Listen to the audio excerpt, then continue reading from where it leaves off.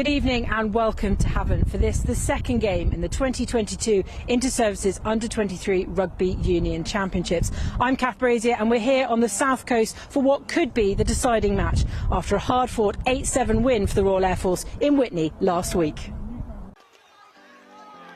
Ooh, we're over in the corner and we have a try. We've got the first try.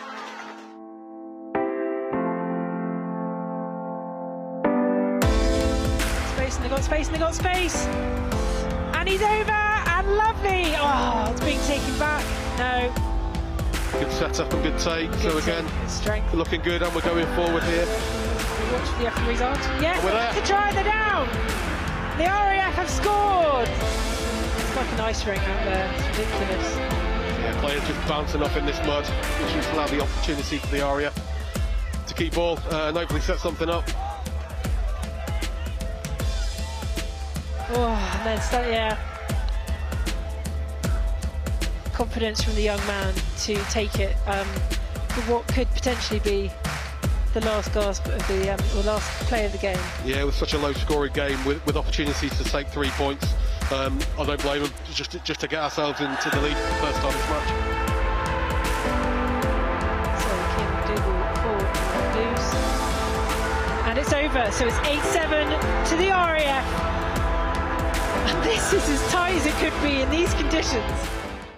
So after beating the defending champions, the Army, in atrocious conditions, can the Light Blues recreate the heroics of 7 days ago against the Dark Blues of the Royal Navy? I spoke to both teams earlier about what we can expect. Ben Priddy, leading physical trainer, currently working from RNS Colrace, and I am the forwards coach for the Royal Navy Under-23s. Royal Navy are here to right some wrongs from last year against the Royal Air Force.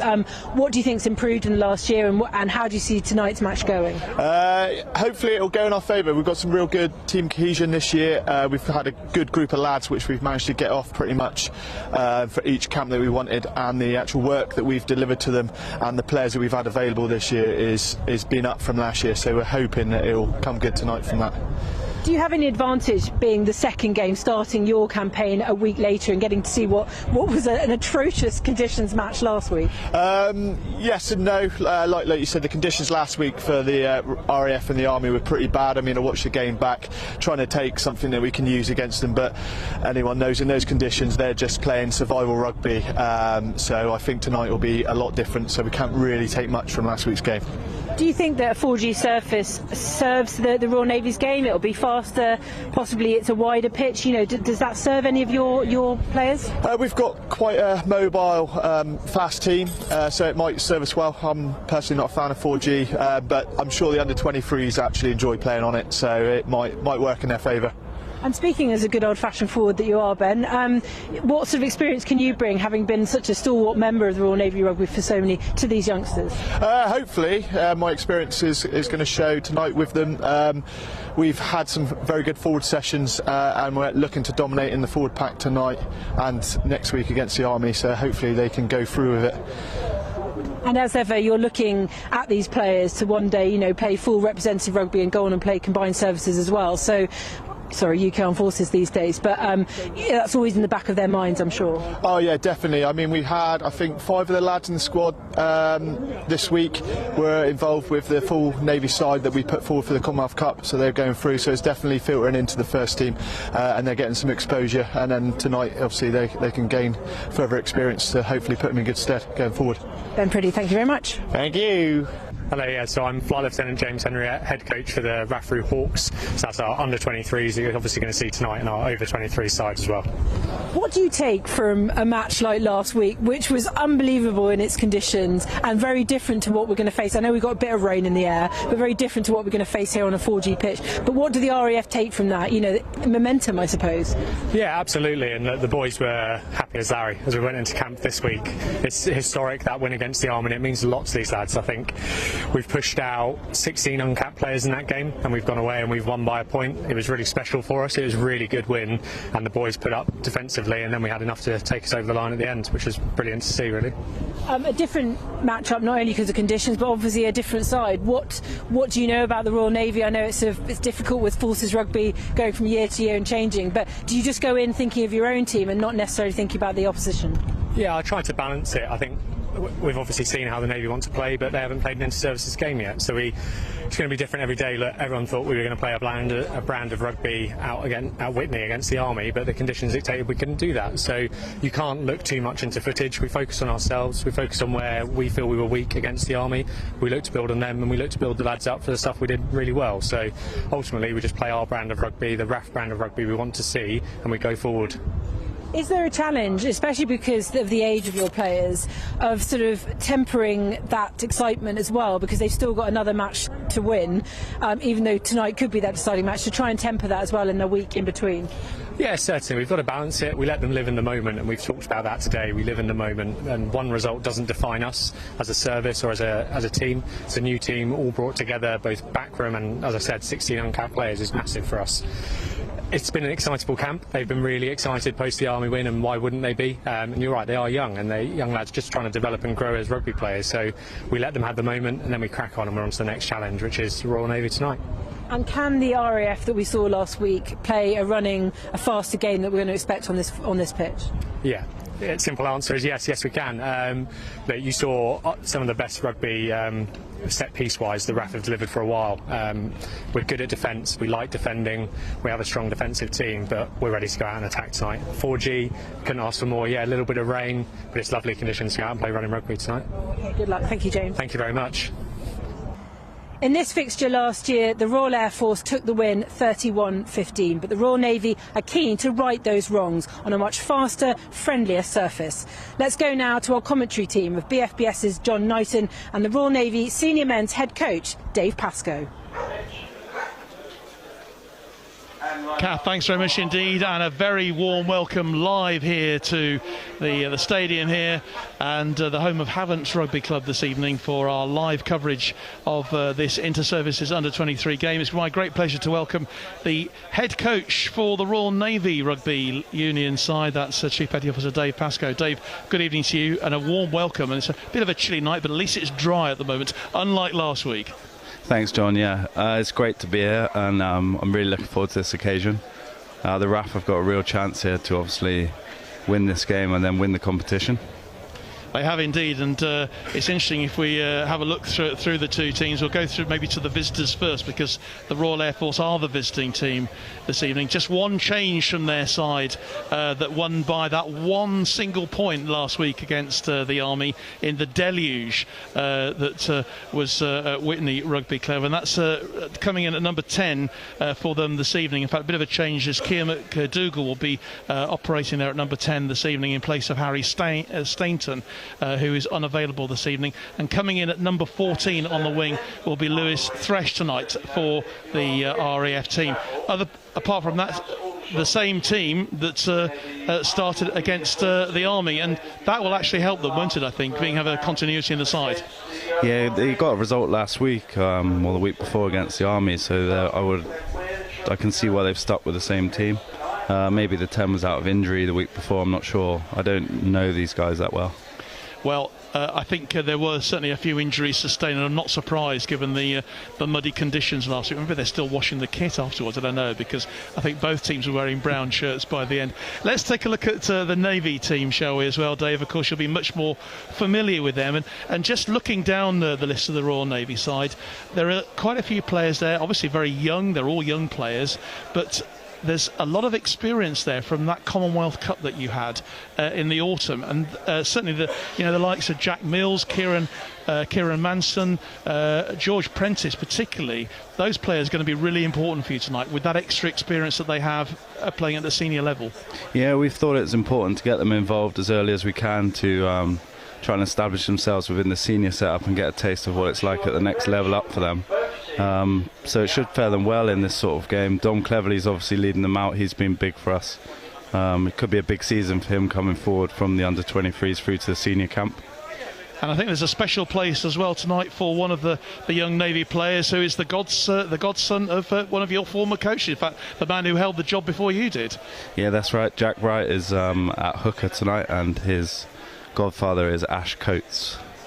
Well, you'll be keeping a special eye out on him, and of course, as the senior Royal Navy coach, you'll be looking at all these Navy players tonight with a view to what might follow for them in the senior side. Yeah, that's right. We look at this as sort of like the bloodline going through to our senior team, so it's important that we get this right at this level. We're open and encouraging to get as many players through the sort of system as we can and identify them early to bring them forward. Well, we're just waiting at the moment for the two teams to come out onto the field. In fact, as I speak, this is what's happening. Referee this evening, by the way, all the officials are from the Army. Michael Todd is refereeing this evening with Martin Bentley and Ian Farrell. They are looking after things in terms of the assistant referees this evening. And the band, who are waiting patiently to play the national anthem out there, that's from the band of the Royal Marines School of Music. Very shortly, both teams will be presented to our guests of honour this evening. And wherever you are around the world this evening, you are really welcome. We'd love to hear from you via our Forces News Facebook page and of course on YouTube as well. Hi to Niall Thompson, he's watching with us this evening. John Andrews says go Navy. John Hillman says go Navy. Giles Kirby says go Navy. And Paul Collins says good luck to the RAF. Well, the two teams making their way then out onto the field, and big moments these for these young players, Dave, aren't they? Yeah, it's great times. I mean, you've got the Royal Marine Band behind you, you're about to sing your anthem, you're about to go into battle against your old enemy. You know, these are big fixtures and big games for these boys, and it should reflect in the game. Well, we'll obviously be waiting on the match. It was a very close affair, of course, as we said last Wednesday evening, the opening game of the competition, and I suspect it might be a slightly different game tonight if the weather holds off.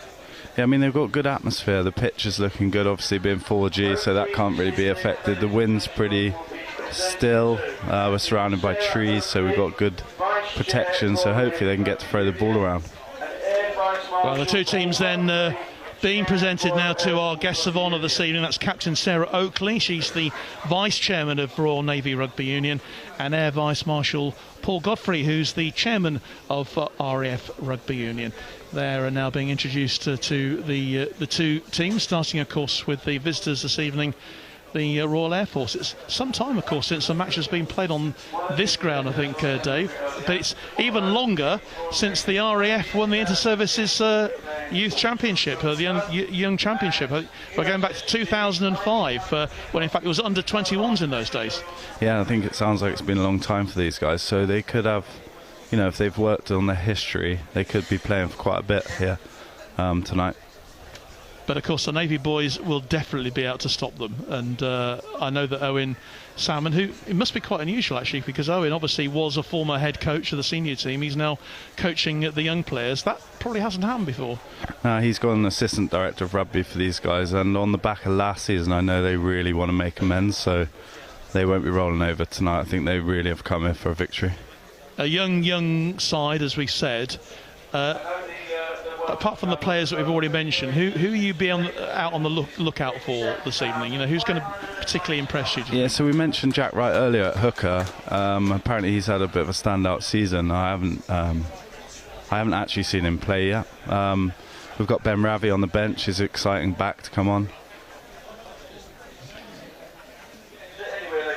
I think there's a detailed conversation going on with each and every one of the young RAF players at the moment, from Sarah Oakley, obviously trying to chivvy her players along. The Navy players are having to hang around at the moment and wait for this to happen. We will have the national anthem, of course, which will be played before we get underway here. We are due to start on the button at 7 o'clock. I think we might be slightly delayed the way things are going, and it gives me a chance to mention as well a mention for a man who is actually fundraising going on this evening for Peter Duncan, ex Royal Navy warrant officer who suffered a stroke at Twickenham Stadium just before the Army-Navy game last season. His son Adam is a guest of the Royal Navy Rugby Union on the night, and there is going to be a raffle in the clubhouse afterwards. So if you know anyone who's going to be here and have the opportunity to mention it, then it will be very much appreciated, and hopefully we're going to raise lots of money for Peter this evening, Dave, because that was such a tragic event for him to suffer a stroke where he lost the use, I think, of one of his arms, didn't he? Yeah, I believe so, yeah. So let's get as much raised as we can. Well, let's hope that happens, and still the discussions go on with every single one of these young RAF players. I think we just have to remind maybe Sarah that there's the other team as well to talked to, and this is the longest I've ever known, I think, that players have been talking to the VIPs. But it's obviously such a special occasion, and I think that's what this is all about for these young players. What an opportunity, what a chance to impress people like you. Yeah, I mean, I've been involved in this myself. I played in the under-21s right back when I joined up, and you're making memories that you don't realise that will last forever. These little groups and people that you meet along the way, you sort of take for granted back at that early stage, but actually when these guys grow up and go through the system, hopefully go on to play for seniors, there'll be a few of them that come through this sort of setup together. When you first started playing, did you ever imagine that this club job would come your way? Did you ever, was it ever in your mind, or ever even in your wildest dreams, maybe? No, it wasn't. Coaching wasn't a thing for me back then. As a player, I always sort of just wanted to be playing and ball in hand, enjoying my rugby. And then obviously as you move on and get a little bit older, it's come naturally that the next progression to stay involved is something I love doing.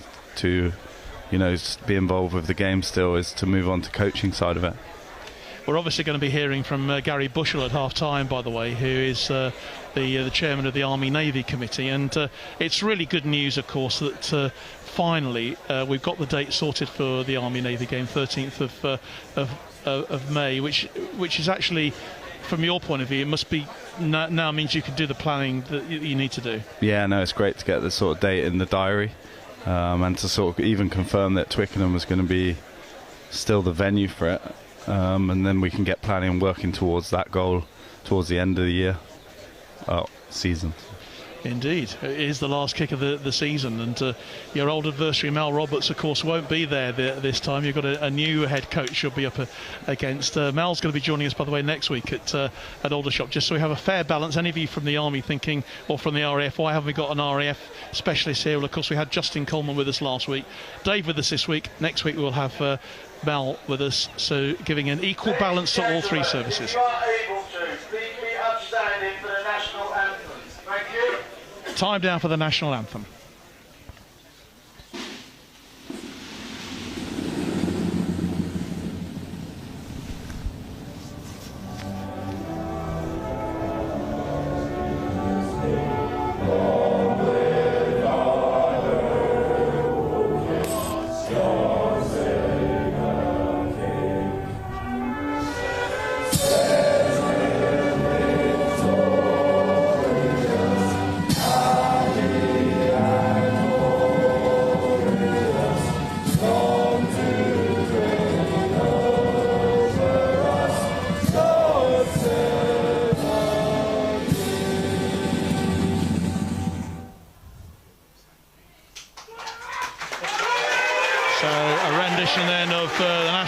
God Save the King, and we're almost ready to get underway here. A few more mentions. Jamie Doig is watching. Good evening to you, Jamie. Good luck, the RAF, says JLTC.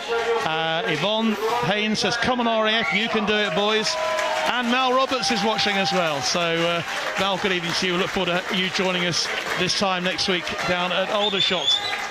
Royal Marines Band just getting us underway with their rendition of Life on the Ocean Wave, of course, and it's a real great Navy occasion. We're not too far, of course, from the coast here, are we, in Portsmouth? Only a couple of minutes away, really. We could, if it was daylight, you could probably see the coast from here, Dave.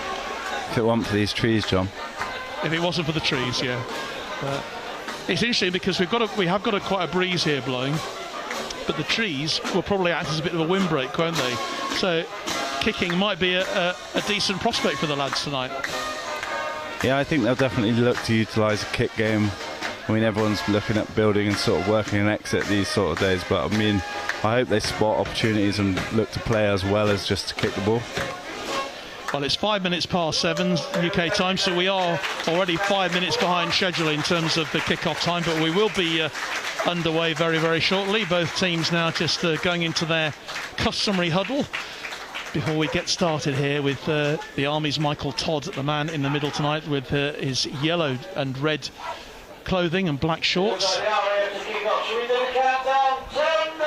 RAF will get us underway here. They're kicking obviously from left to right as we look in the main stand here.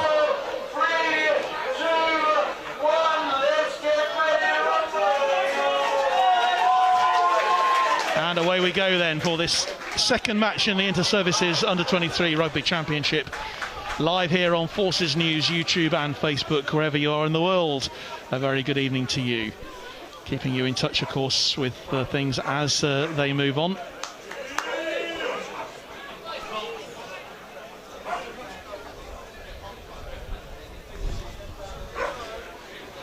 Straight away the Navy then with the line out. It'll be early touch of the ball then for Jack Wright to put the ball in. There's quite a strong wind, as we can see, blowing from left to right here. Good drive then from the Navy. Really good start from them, making a lot of ground. That's a really good start for them. Ball will emerge. And again, they're going for another drive as well. Early moments testing the RAF here, Dave. Yeah, it's always good to get that first bit of momentum. I mean, they've had a good drive there. It looks like he's going to go for a box exit, and we'll see what that wind's up to. Kick goes forward. And Jack Mills, the vice captain, out of play it goes, and it will be another line out. This time, though, with the Air Force with the put-in. Early moments of this Inter-Services game, no score.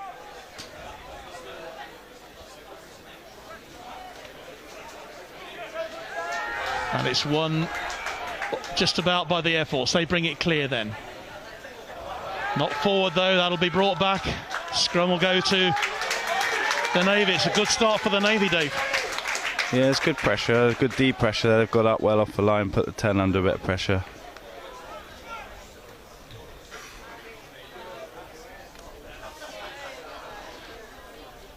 First scrum's always a big one in a game like this. Certainly the first opportunity the Navy have had to get some possession inside the opponent's half.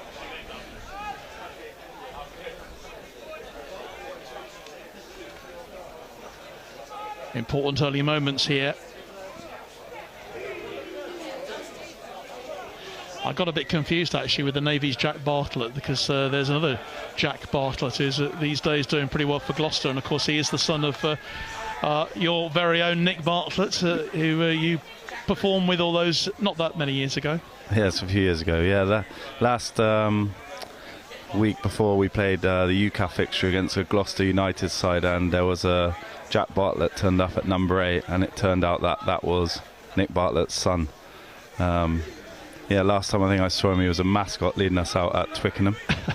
It's not this Jack Bartlett. In fact, this Jack Bartlett actually works at RAF Marham, which is even more confusing for a commentator like me, but as he's in the senior service. But there is a bit of a crossover.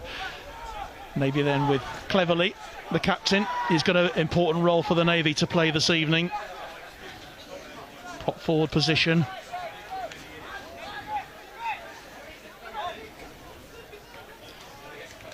Nice bit of work, but it's won back by the Air Force.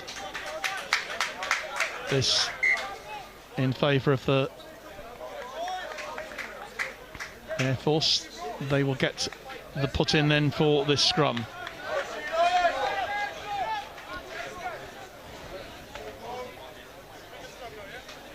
Just think in those early stages they can keep ball in hand and stay positive. They might have a better outcome than looking to sort of kick ball away. But they've made the more positive start of the two teams in these first 3 minutes.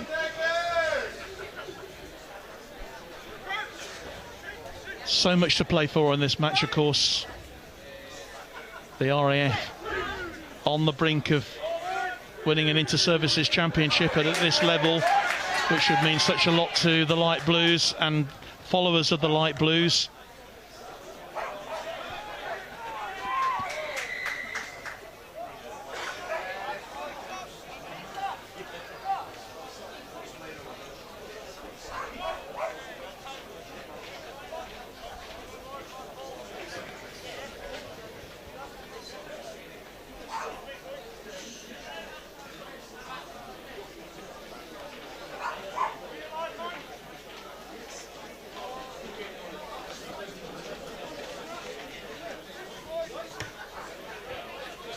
Penalty then goes forward for the Air Force, and they can break into Navy territory here. Good crowd here this evening in Havant, have really taken to this one, Dave, haven't they? Good to see such a good attendance here. Yes, great turnout.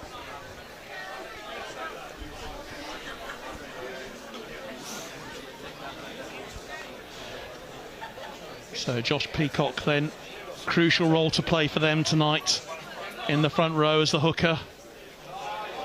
But Air Force can't hold on to it, and the Navy bring it forward then with Cleverly. Great run from Dom Cleverly, still going before he's brought to ground.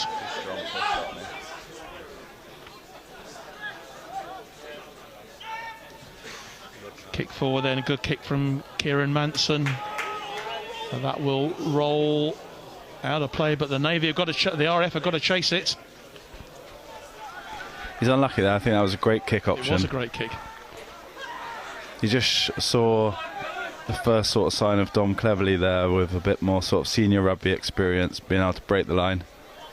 But I think we've said he's got a crucial role to play tonight, hasn't he? For any captain, of course, at any level, you know, they've got to lead, haven't they? And we will certainly be expecting him to see that.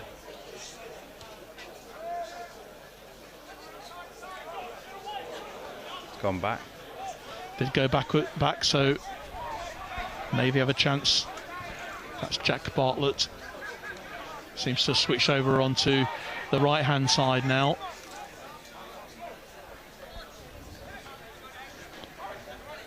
Here's Wright. Forced back though. Good defensive work from the Air Force. Steinberg then. That's a forward pass. I think the ball went forward there from Freddie Elliott, the full-back, so it will come back. And this time it'll be a scrum down to the Royal Air Force.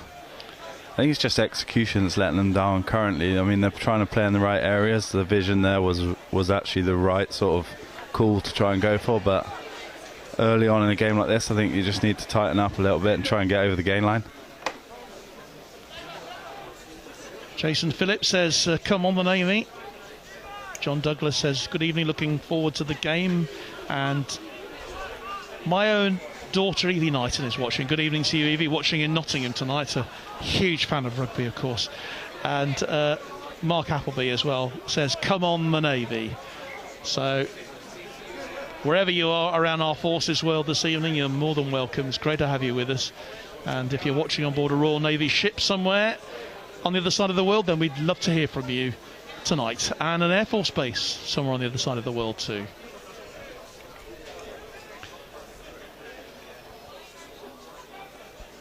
Still no score. 8 minutes gone here. Still waiting for the first score. We're pretty short on points last week, actually, at the first game, but that was probably caused a little bit by the weather conditions, which didn't help. But so far, fingers crossed, it's staying dry here. But we're expecting a tough encounter, both of these teams with so much to play for. Lovely little chink there for the Air Force by Ben Collins.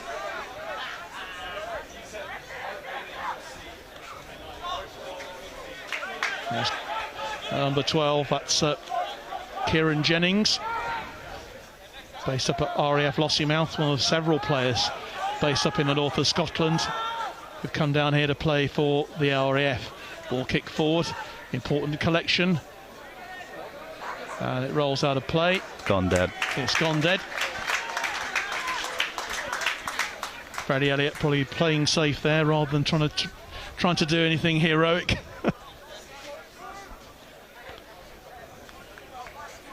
The Navy defended quite well there. They've sort of put them under constant pressure, which then forced a kick. The RAF were kind of starting to build nicely, but then just went for the kick option.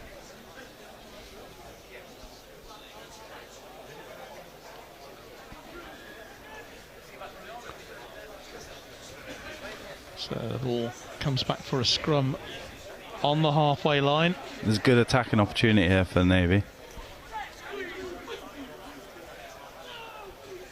Let's see what they can do. The referee will bring that scrum back again.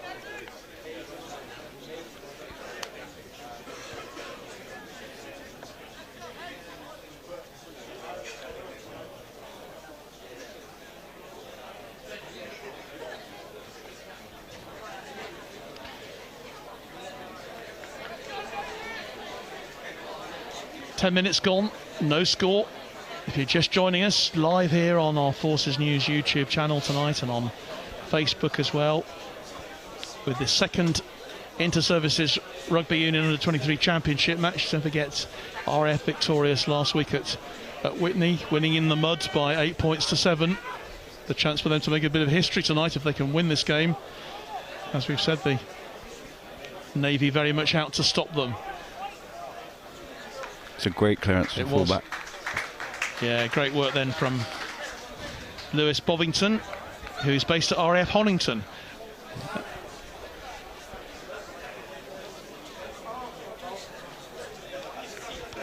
Opportunity then for the Navy.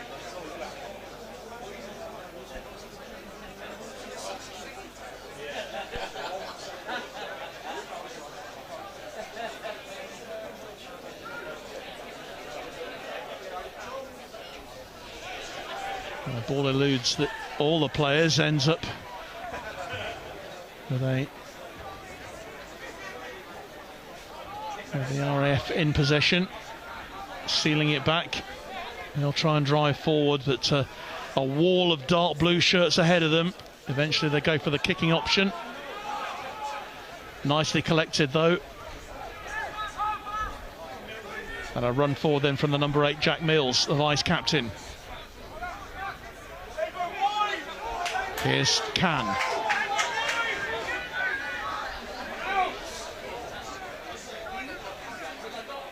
Nice work, oh, beautiful run. Opportunity then for them to go in for the try. Oh, and brilliant defensive work from the That's a great RAF. Charlie Penrose Toms thought he was in there. It was lovely work from George Prentice finding his man, but it was great defence from the Air Force to keep him out. It's a good initial break there. It's a great show and go, and then he's put the wing away. He's done the right thing. I'm not sure. Is he giving it? No. I think he took the post out, and I think there's a bit of a tension now.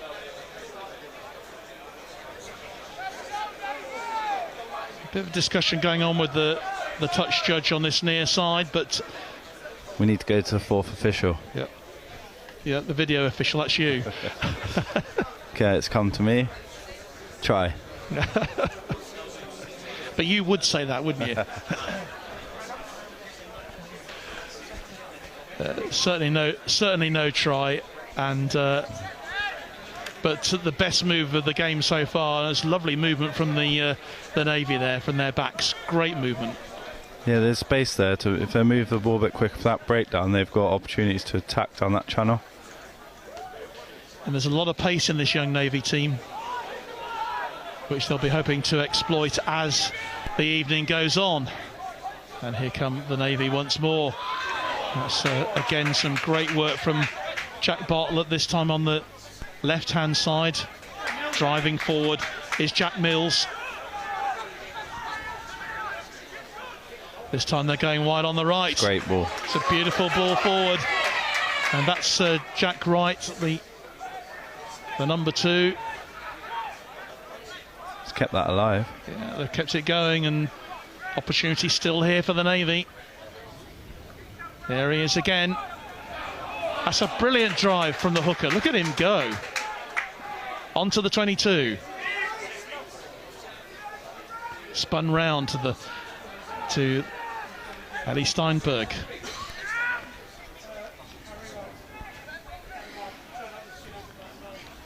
Collected again by the Navy. They're making ground then into the 22 metres inside the RAF defensive area.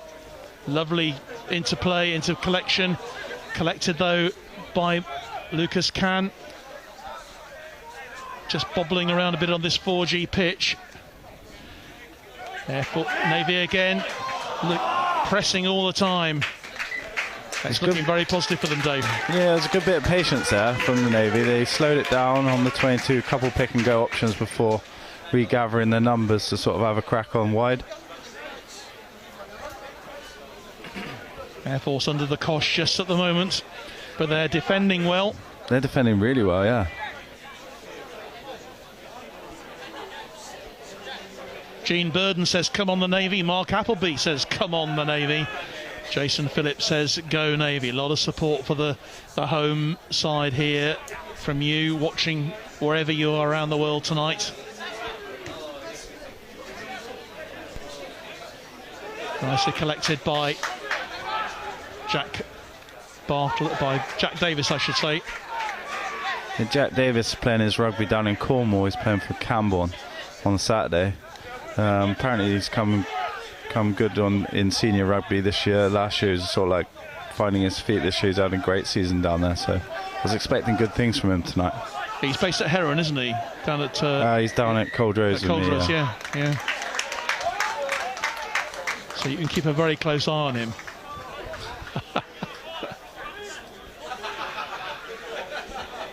Penalty then to the Navy.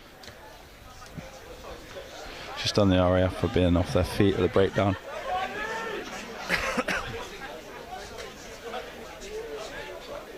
But still, for our first score, we've played just over a quarter of an hour here at Havant. It's still 0-0. The Navy have had certainly the most attacking options so far, the best of it. RAF defending really well. It's important they get this set piece right now. They're putting themselves in good positions, but we need to. And they've won that one. Really well collected by Charlie Kerr, another man based in Cornwall. Lovely touch from Manson. Kieran Manson, brilliant run. And he's well brought to ground again, but the Navy still with the opportunity here to get this first score. Great tackle. And they've won the ball back of the Air Force. That's, again, terrific defensive work from them. It was a great break from the fly-off, yeah. Kieran's done really well there. And like you said, they're backed up by the defence from the RAF. They've somehow come out with that ball.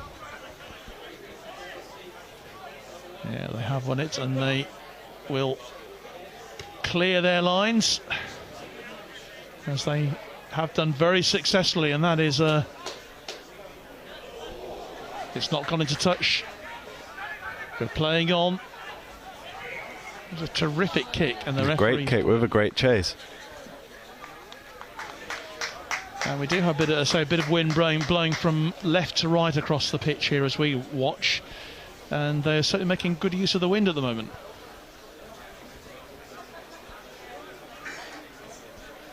I just think, like you say, a little bit more sustained pressure from the Navy, and they'll get their breakthrough that they've worked so hard for at the minute. Like say, the RAF are defending with everything they've got. I just think we're a little bit more patient. An opportunity will come for some points. There's always the danger of the break, of course, isn't there? And I know there's a lot of pace in this Air Force team as well, so makes for a fascinating contest between these two sides.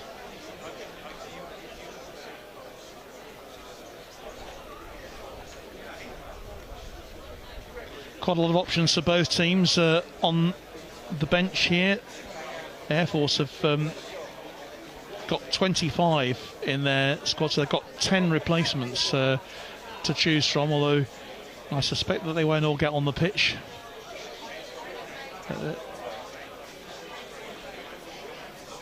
Coach is just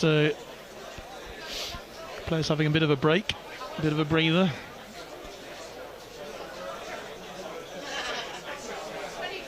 Yeah, patience the name of the game, really, Dave, isn't it, at the moment? And certainly for the Air Force and the Navy as well, who've had the best attacking options.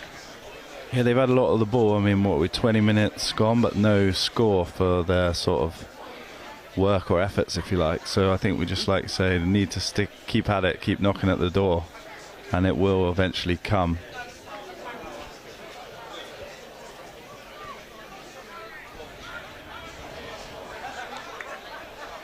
A lot of people watching at RAF Lossiemouth Owls this evening. Ben Collins and Kieran Jenkins. Unreal. Come on, the RAF is what they say.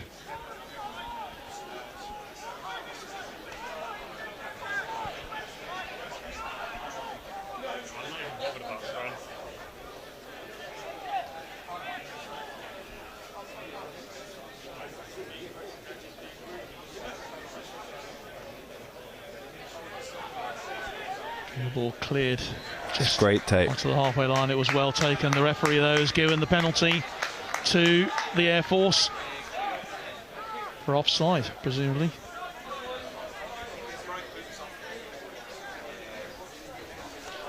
The RAF certainly know how to defend. They also know how to relieve the pressure on themselves, don't they? I mean, we've seen in these early moments, you know, the game, that when they have been under pressure, their kicking has been absolutely sensational. He's done really well. Take that high ball under those conditions. And this is what they need to make count. So the RAF need to convert this set piece and then put themselves into a sort of an attacking opportunity. Well, we're halfway through this first half. We haven't seen a score yet, but we've seen a fascinating contest between these two sets of young players. Air Force, though, with their chance now to break. That's a bit of a mishandling there, though, unfortunately for them, for Kieran Jenkins. I think there was a bit of a gust of wind, so we'll blame it on that.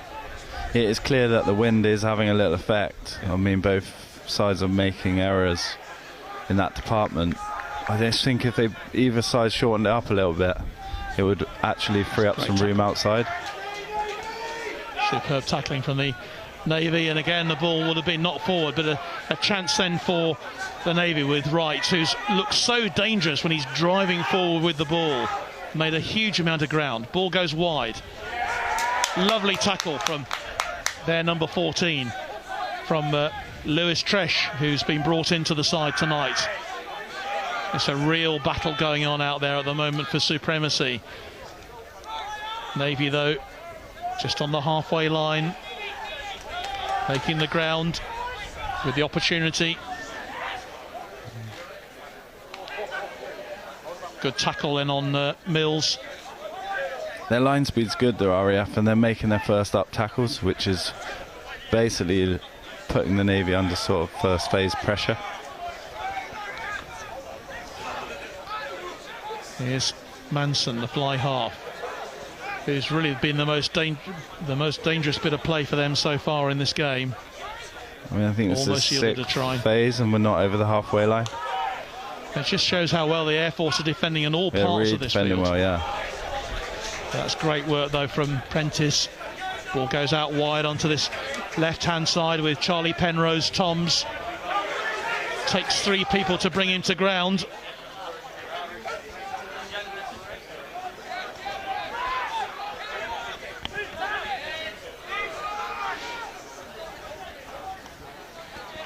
It's another big carry from Dom up the middle.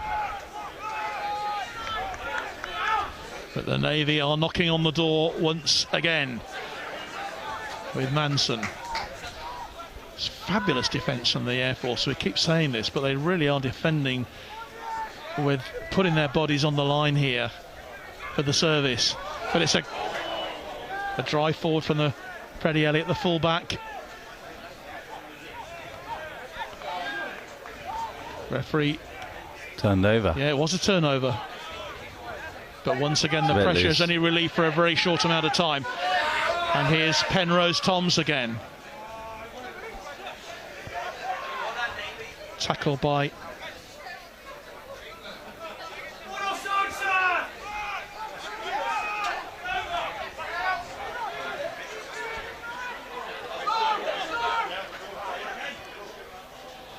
penalty advantage, I think. Yeah, and the referee brings it back. And I wonder if there might be a temptation to put some points on the board here. Just depends, doesn't it? How confident. They're trying to play a fast, expansive game, I would say, Navy, by looking at how they're going, but they're getting slowed down at the breakdown because the initial tackle from the RAF is so strong. Yeah. So they're not generating the quick ball that they need to sort of get round the corner. Well, Kieran Manson is going to go for goal, deciding that after all this pressure, maybe it will be worthwhile putting 3 points on the board. Yeah, they're important, definitely. The big points in games like this. As we saw, I think 7-6, wasn't it, last week? So 8-7 to the 8-7 in the end. Yeah, only a try each. Army were leading 7-0 at half time, and then it was an unconverted try and a penalty which won the game for the RAF in the end. But this is the first opportunity. 25 minutes played here, and the first chance then for the Navy to put something on the board.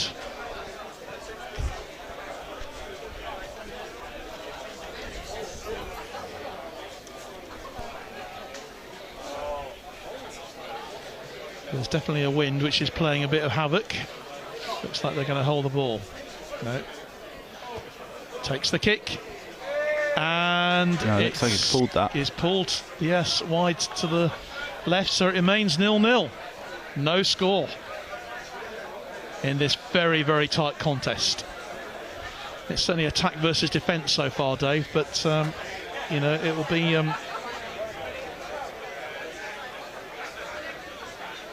you have to hand it to the Air Force so far.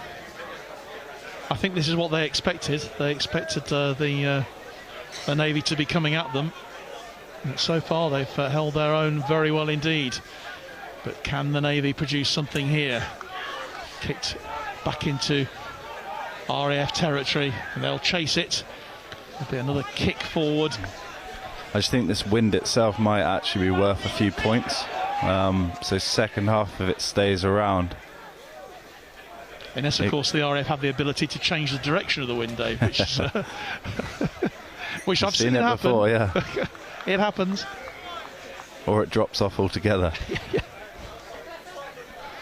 But so far it's remained dry. We were promised a drop of rain. We did have quite a hefty couple of showers earlier on, which you might have picked up when Kath was doing her pre-match interviews with the two coaches. I think they got rained on there, but it's stayed dry since then. Down here, nearly on the south coast. I say nearly, we're very close to the south coast. But we still await our first points. 27 minutes played here. Live here on our Forces News YouTube channel and Facebook page tonight. And keep mentioning. Come on the RAF Hawks. That's from the RAF Vultures, Chris Morris. Debbie Cakebread says, come on the Navy. Keep those messages coming through, and a breakthrough opportunity then for the RAF. It's collected but well defended by the Navy. Ball goes out wide onto the right hand side. It's a lovely bit of work from the RAF, and the man who's gone over for the try for them is Ben Collins from RAF Lossiemouth. Brilliant work from their number 14 from Lewis Tresh, and it was Collins who went over for the try under the posts. Well, talk about a sucker punch. That's how quickly it can change, isn't it? So Navy have had all the pressure. RAF had one tiny piece of the cake, if you like, and they've managed to convert 7. I'd say this is 7 points. Well, Ben Collins took his opportunity. It was great work then from Lewis Thresh from RAF Barham, who put the ball really jinking run. The conversion goes over, and that means that the RAF now have a 7-point lead. Well taken conversion. And the man putting the ball between the sticks was Kieran Jenkins. So Jenkins with the conversion. And they lead by 7 points to 0. Well, totally against the run of possession. But as we said, you know, opportunities will always come up, and the RAF have taken theirs, Dave. And we're just saying as well how easy it can change with this breeze, so it only takes one small turnover and put it in behind with the wind, and sort of a bit of sustained pressure, anything can happen. I'm sure the Navy won't change their tactics here. They've threatened on 2 really good occasions to cross the RAF line, so far without success for them, and it's the Air Force who have the lead here. Half an hour played in this inter-services under-23 second match of the series. Remember, the Air Force will win tonight. They will win their first title since 2005. So these young airmen could be making a bit of history tonight. It's a great tackle.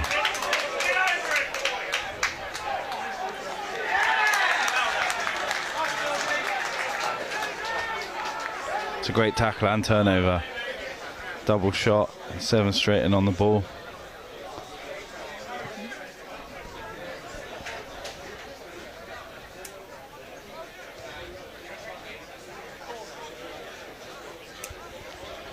I'm told that the 2 wingers in the Air Force team have actually changed positions, as they often do.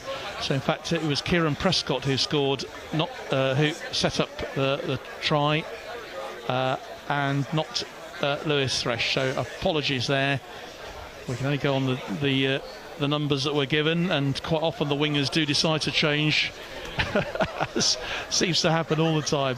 Especially if there's a medium shirt and a large shirt hanging on the peg. Absolutely, yes. Yeah.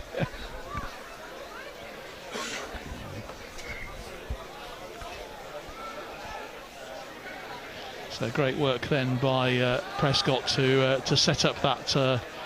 Frustration comes there because they've worked themselves into 2 or 3 good positions here, the Navy, for attack, and they just can't convert that set piece. But they have won the scrum inside the 22. What can the senior service do here then to pull themselves back into this game? Trailing by 7 points to 0.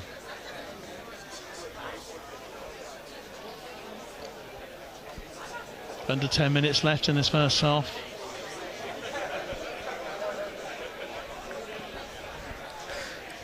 Even though such a low scoreline, it's been a really good first half. Oh, it's been terrific. It's been, very entertaining. It's been, some excellent moves from both sides. Great defence from the Air Force. Great offensive play from the Navy, and they spread the ball wide onto the right hand side. That's their number 8 forward, Jack Mills, the vice captain.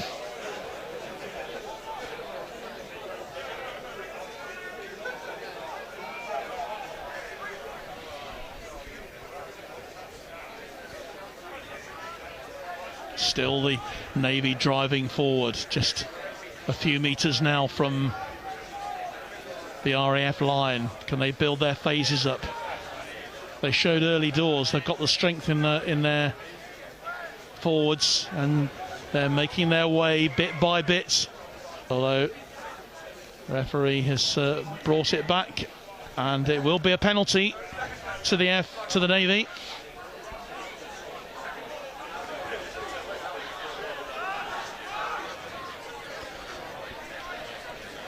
Looks like they're going to go for touch. They could really do it coming away from there with some points. Manson goes to touch. They'll build this from a line out. Is this where the Navy pull themselves back into the game?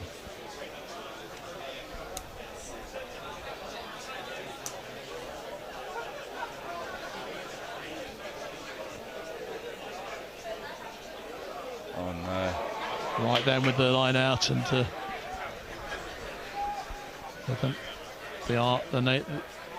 just seeing who's still got it, and it's over. Should be. Try. It is a try, and well done to the Navy. They've pulled themselves back into it. It was a drive for the line, and the man who went over in the end was Harry Wright, the prop forward. So that brings us back to 5-7. Wright with the try from the drive. Yeah, again, I thought they'd lost it at that line out. I mean, they did lose the line out technically. It looked like the ball went over onto the RAF side, didn't it? Yeah, but we managed to regather, and obviously from there they're pretty much going to be unstoppable with the pick and go. So this is going to be an important conversion then for the Navy. See whether they can pull it back to parity. I think it was important, like you said, just to get those points on the board. We've been down in this half pretty much the whole half, and they come away with nothing, so even 5 is a bonus at this stage. Manson then this time from the right hand side. He had an unsuccessful penalty attempt about 5 minutes ago. Can he be more successful this time with the boot? And he's pulled it again, so that's another 2 points gone. But this game has come to life, Dave, with a try for each team. Yeah, definitely. I think, like you say, you can pull a score back. It just gives you that little bit more confidence. Before you feel like sometimes that everything's going against you, and then the scoreline is too. there's nothing you can do, especially if you're banging against a brick wall of defence. But their persistence has paid off for the Navy, and they now in their own 22. That's nice work from them. Certainly willing to play. As Bartlett brought to ground, the Navy then have their scrum half then, Steinberg. It's a great carry. He's carried well that second row. Yeah, he really has. All the Navy forwards, so that try really came from great work from the forwards. Persistent play, won the penalty, got the try. Oh, and there's a few bit of fisticuffs going on off the ball. But the RAF now have it with their fullback, with Bovington. Ball goes out wide onto that left-hand side. Navy having to defend now. And the RAF have won the penalty. Again, you see the RAF back three come into play there. So 14's take a great catch, hit 50 in midfield, and they've moved the ball wide pretty quickly.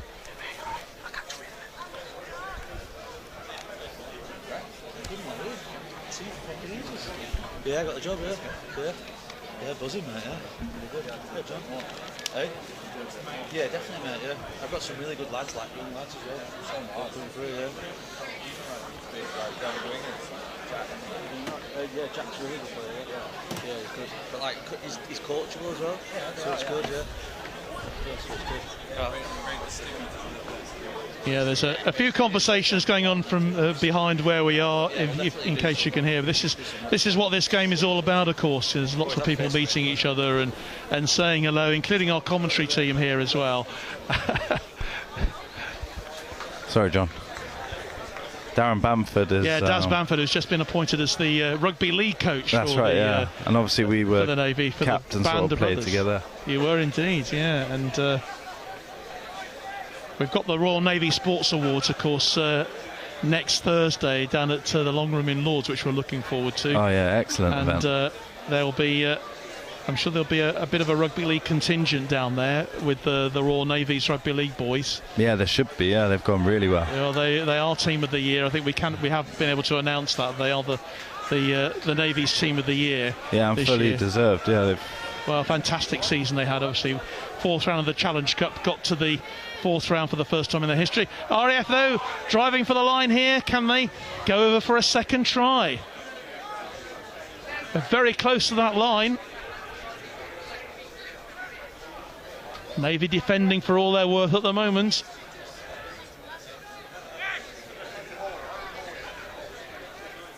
Ball still there, and they are right on the line. It's so close. This is great work from the RAF, and surely they're over.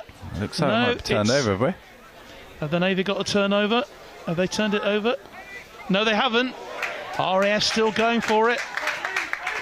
Their forwards driving here with Peacock. That looks like Finn Taylor in there. Ball goes wide now onto the right-hand side, but it's dropped. Well, that was incredible pressure from the RAF, but defended brilliantly by the Navy. They defended with everything they had there at that point, which you have to on your own goal line. And it just forced the RAF to try and throw out and play. And it didn't come off for them at that stage. No, but... we've now seen what the RAF can do in terms of their forward play too. These are two really well matched sides, Dave. Yeah, and both teams are willing to play as well. It's good to see them trying to move the ball, and they're moving the ball well, to be fair.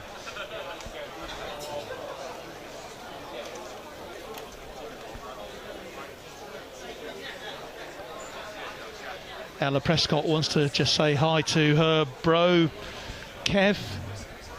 Let's go RAF. Good luck to my bro Kieran Prescott. And we've got Mal Roberts. We've already mentioned Mal is watching, and Dave Humphreys. Come on the RAF. All these messages coming through for us on Facebook this evening, wherever you're watching. Great to have you with us as we approach the last few moments of this game. Thing to say, but they could do without conceding another try here, the Navy.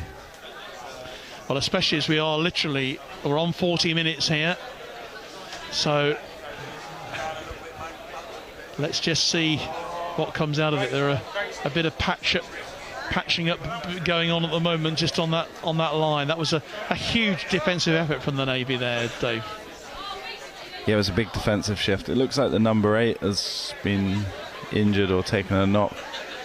So dealing with him, he's been actually really big for the Navy this first half.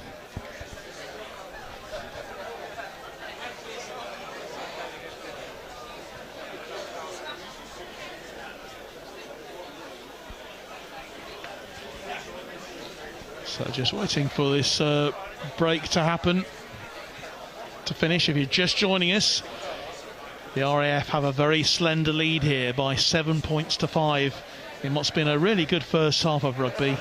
They took the lead through Ben Collins, great try. Harry Wright getting the try back for the Navy just a few minutes ago, and it's the conversion from Jenkins which separates the two teams at the moment. The line out though coming in. Oh, that wind is taking effect. The wind has taken it away from the RAF. And what can the Navy do here? Can they bring it forward, clear their lines, clear their defensive duties? That's a brilliant bit of work then from Manson. Dom Clevery on the carry again. Is that half time? I don't think it is half time, but there's an injury to one of the RAF players. He's gone down inside the 22. It just shows again the importance of that set piece. So they work themselves into a 5 metre line out, but execution again. I know the weather, wind. Well, the wind carried it away, and it literally carried it right over to the Navy, didn't it? Yeah. And both teams are dealing with that, and I think this game could come down to who deals with that sort of conditions the best. So whether it be you shorten that line out up, or you go short at the front.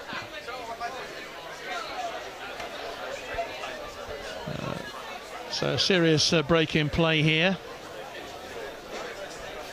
I must say a very good evening to my other half who's watching this evening. Not watching the World Cup. A lot of people watching the rugby tonight rather than the football. Been interesting matches in the football today, Dave. I don't know if you've been following the World Cup, but a defeat for, well, a massive defeat earlier on for Germany, of course, which no one was expecting. Japan winning by 2-1. That's the second major shock of this World Cup so far, and it bodes well for the football tournament as well later on, with obviously that victory yesterday for Saudi Arabia too over Argentina. But early days yet, of course, in the World Cup, and there's been a feast of World Cups.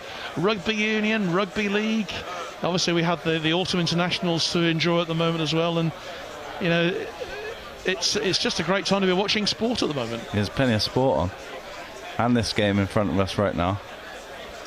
Indeed, just a bit of concern that we've got an RAF man down on the pitch who's been there for a while. He's just getting up now, which is good to see. Difficult to see in this light who it is, but he obviously went in for the challenge and the tackle there. I don't know about you, Dave, but I thoroughly enjoyed the Rugby League wheelchair rugby World Cup. That was fantastic. I did manage to see some of that, yeah. Absolutely fabulous, you know. And you know, great that you're talking to Daz. Obviously, back in the day, the two codes never met, never talked to each other. But you do have players who are playing rugby league and rugby union in both sides. I mean, mentioned Kieran Prescott. He's a very talented rugby league player, and only been playing the union game for a very short time. Making rapid improvements in his game, based at RAF Benson up in Oxfordshire. Yeah, and we've also got a couple in the Navy side that were involved with the results that they achieved this year. There's definite transfer, and I mean, yeah, I guess if you've got to be interested in both codes, there's players of the past that have gone. Bamps himself, or Andy Vance, who's head coach now, he played or was captain both codes. Yeah. Makes absolute sense, but there is a player who's going off the field now. Looks like I'm just trying to see who is leaving the field. Looks a little bit like Finn Taylor of the Royal Air Force, who's having to lead the field. We hope that he's going to be okay. Replacement being made then for the Air Force. And coming on for them and to go into that second row will be number 20 for them. That's Ben Garwood, another man based at RAF Lossiemouth.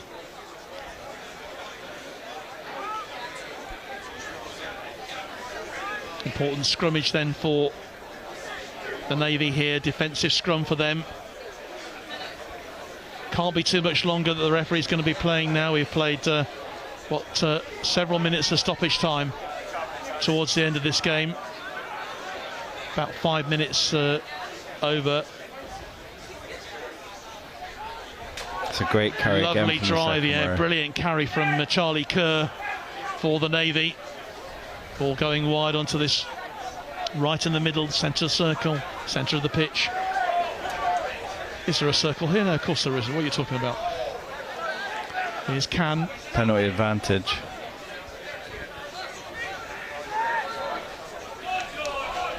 It's good work though for the Navy, just keeping the ball alive in these last few moments. Here's Can again.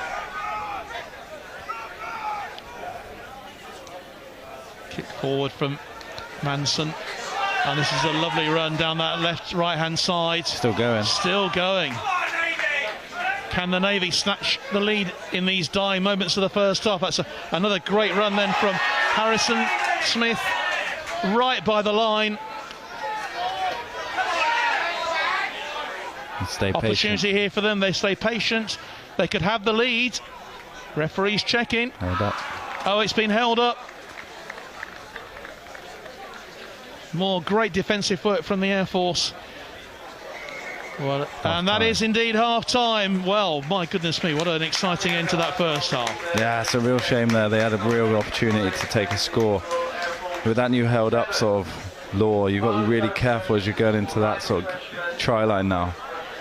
If they had hung off a little bit more, built up a phase or two more, I'm sure they could have converted that try.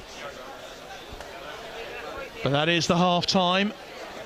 Looks like the players are they coming off the field, or are they? Yes, they are coming off. They're going to take a half-time break and get their quarter oranges in the dressing room. Although it looks to me like the Navy are staying out on the pitch. No, they're not. They're all coming off. But Dave, exciting first half. We've seen some scores. We've seen some great defensive work from both sides. We've seen some great attacking work from both sides. We've seen mistakes from both teams. We've seen a bit of everything. It's exactly how you want in the service game to be. Both teams are willing to sort of run and try things. There's crossfield kicks going in, high balls going up and running from their own sort of 22. And along with that, a massive defensive shift from both teams, really, defending their goal line with everything they've got. And they're all getting a warm round of applause as they leave the field at half-time here. With the score at the Royal Navy 5, the Royal Air Force 7. We've got loads to look forward to in the second half. And we'll also be hearing at this half-time stage as well from Commander Gary Bushell, who is the chairman of the Army-Navy Rugby Committee, who'll be bringing us up to date on the latest situation regarding the Army-Navy match. Of course, the details being announced all the time about the game, which will now be played on May the 13th, which is a week later than originally scheduled. He'll be talking to Kath Brazier very shortly. But why not let's catch up now on some things in what you might have missed. Hi, I'm Suzanne Chislett, and this is In Case You Missed It. Lieutenant Colonel Tim Osman has taken over as Army Rugby Union's senior head coach. He comes to lead the Inter-Services champions following the resignation of Captain Mal Roberts. Osman has stepped up from his role as Director of Army Under-23s Rugby. There's change too for the Royal Navy Rugby League side, where Darren Bamford's been appointed head coach of the men's senior team. Bamford played a starring role in the Band of Brothers' successful 2022, as they made history in the Challenge Cup and won the Inter-Services. Steve Lockton stepped down after 9 years following the victorious Inter-Services campaign. Royal Marine Taylor Lawrence has made an incredible start to the new bobsleigh season by winning medals in his first 2 races for Great Britain. At the opening meeting in Canada, Marine Lawrence took silver alongside Brad Hall in the 2-man bob, narrowly behind Switzerland. But Lawrence went one better in the four-man event, where GB took gold, with Lawrence and Hall joined by Rory Willicombe and Aaron Gulliver. Two former Navy rugby players have ridden 1 million metres on indoor training bikes to raise money for charity. Lieutenant Commander Rob Kerry-Packer and Lieutenant Commander Michael Doc Cox each pedalled a watt bike for 50 hours in memory of a colleague who passed away from cancer. Former Defence Secretary Penny Mordaunt, the MP for Portsmouth North and the naval reservist, offered her support and even hopped on one of the bikes herself.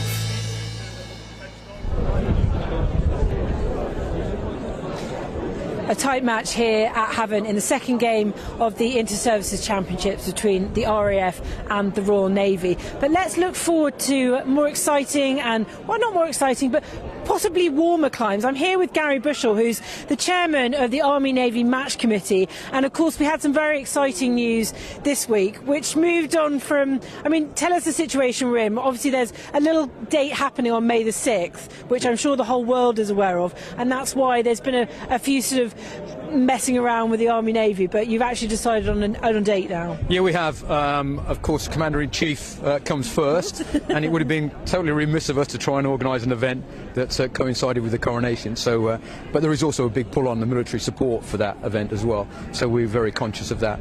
But we've now been able to agree on the 13th of May. To be honest, that was the default position, but there have been lots of moving parts that we've had to get into place to ensure that could happen. That includes the support of Network Rail and South West Railways, because they had planned engineering works that would have really stymied anybody trying to get into Twickenham. So looking at that, I think we've been able to come up with the best result that we might have hoped for. When that date clashed, there was a fear, of course, that it couldn't happen, and that would have been worst case scenario. But having moved it to a week later, obviously it's a big machine that has to move. But where can people get tickets? When can they start sort of planning for that day? Well, they can certainly plan now, and they can certainly look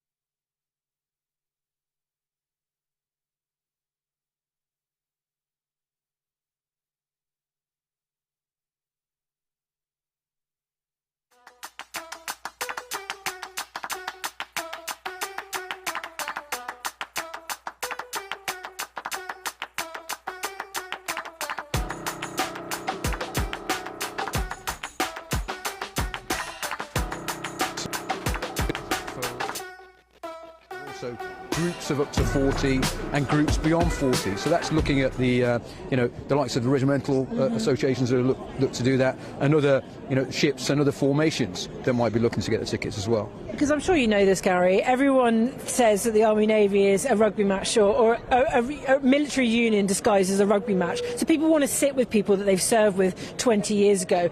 Will that still be possible, that they'll be with, there'll be corps selling those tickets? You can't really talk about the finer details, but people want to go there and sit with people that they serve with. Yeah, that's the intent, and there will be the ability to block book in the same way as there would have been previously, so for them to do it. And there's all sorts of other concessions that have been put in place as far as the booking procedure and the payment protocols that go behind that as well. So we are very conscious of that reunion aspect of things, and we never want to lose that, but we just got to make sure that the behaviour is such that everybody can have a good day and not just be spoiled by a very few individuals that rock the boat for everybody else. Excuse the naval analogy. But, of course, it's always the few. We had the display of the women's game as well last year, and presumably that's all been encompassed into the same format as it was last year. Yes, yeah, very much so. And actually, the women's game did manage to retain quite a good level of support there, and we'd like to build on that as well. But anybody who was at the fixture last year, I am sure, will be desperate to want to go and see an occasion and be part of the occasion as it was then. And for those that didn't attend, they really missed out on a great day. So let's hope when the tickets go on sales, we have lots of people with very keen interest buying them in preparation as Christmas presents. I would suggest, but also recognising that, you know, financially it's a tough time for everybody out there, and I would point out, and it would be remiss of me not to, that we have had to increase the ticket prices in order to meet the overheads to be able to play at Twickenham, because they are not insubstantial. So that's the position that we're in, and it's unfortunate. We liked and have always tried to pursue a process where we peg the tickets at the lowest possible point we can, but we are in changing times, and financially we have to increase them to meet the overheads and costs. It's always a good rugby game at Twickenham. How are you enjoying this evening? Yeah, I think it's a really good game, and what I'd like to do is quote 9-year-old Archie. I stood by him and he turns around to his dad and says, "I'm enjoying this, Dad." And if we've got 9-year-olds coming out on quite a cold, windy night in not too sunny Havant, and being able to turn around and say that, then we're doing something right. And Service Rugby is certainly doing something right. Good spectacle, good game, and we're hoping for more of the same for the second half, I'm sure. Gary, thank you very much. You heard it here, probably not first, but quite soon after. May the 13th, that is Army-Navy match at Twickenham.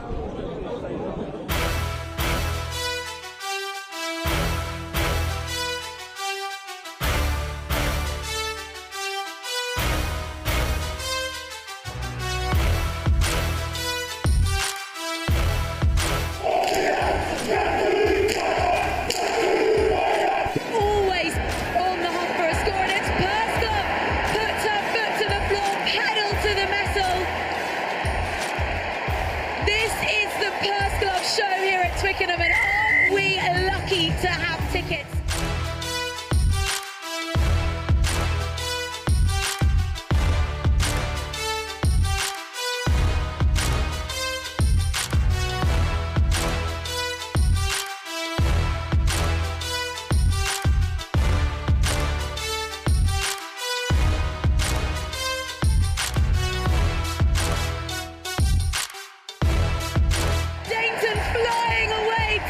Touchline.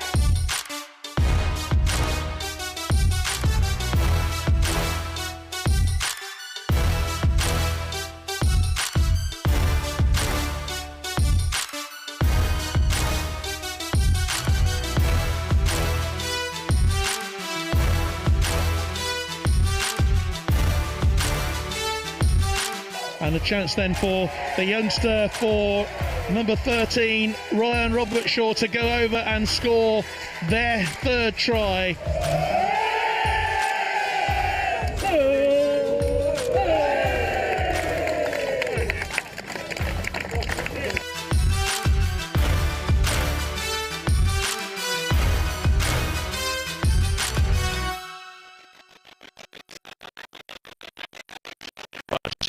For the two teams to emerge onto the field for the second half, and to hear what was said there by the main charge.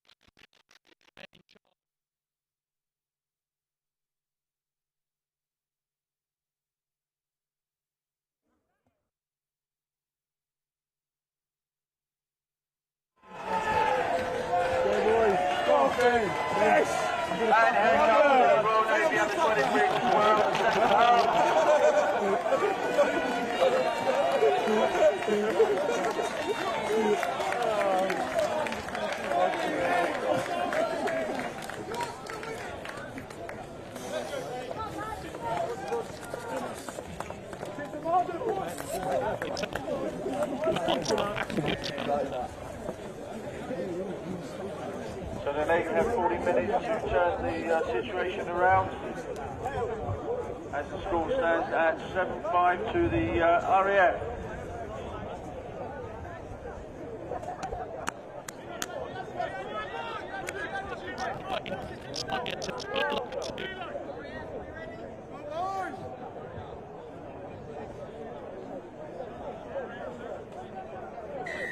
And here we go, ladies and gentlemen. I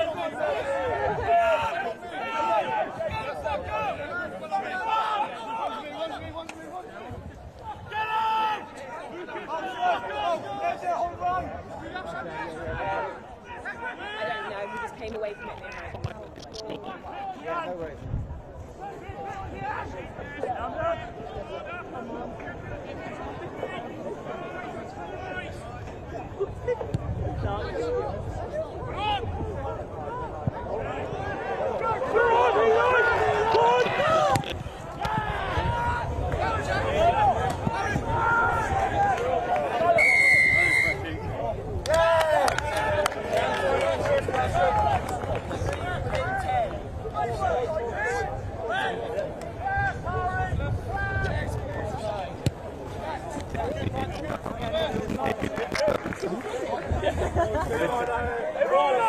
Chris, have you got your headphones in?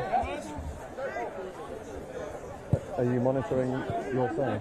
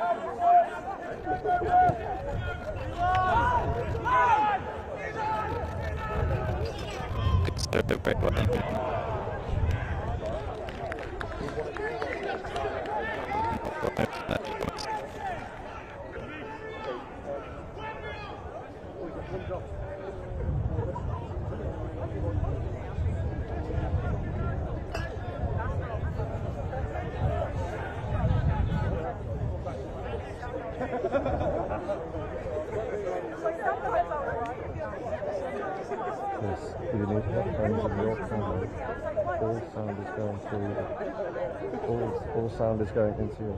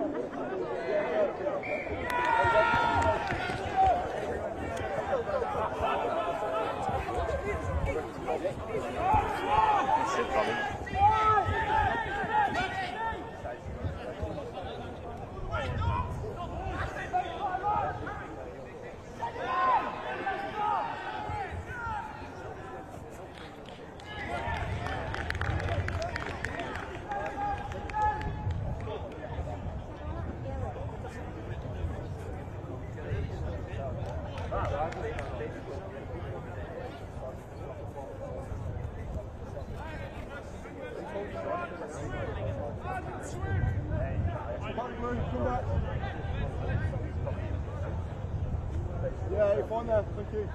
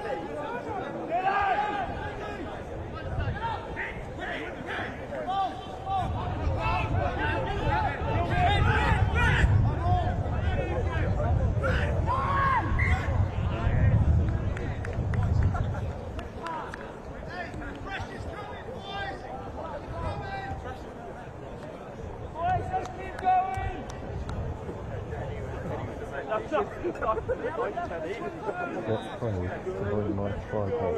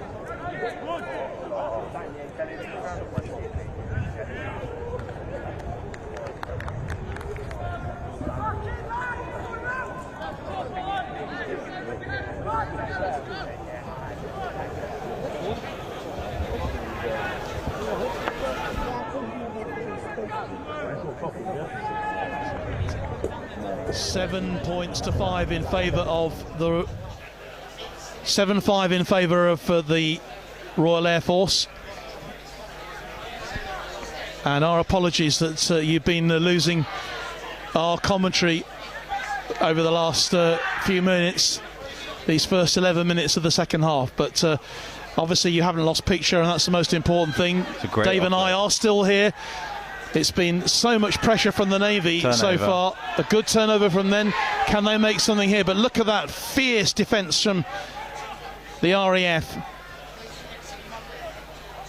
Did they miss our shout out to Roger Redman? Well, let's mention Roger again, watching in the United States, just in case. He was We mentioned you at half-time, Roger, but we have had a few issues just with our commentary mic here, but luckily you've got us back, I think, now, and so that's good. Some might say it's not a good thing, Dave, but you know, a few emotions just boiling over there. Such are the dedications of these two sides. We were bound to get a little bit of, I think, a little bit of action off the ball. There are a couple of RAF players as well who are receiving attention at the moment. Ben Collins, the try scorer, is receiving some attention. And there's also some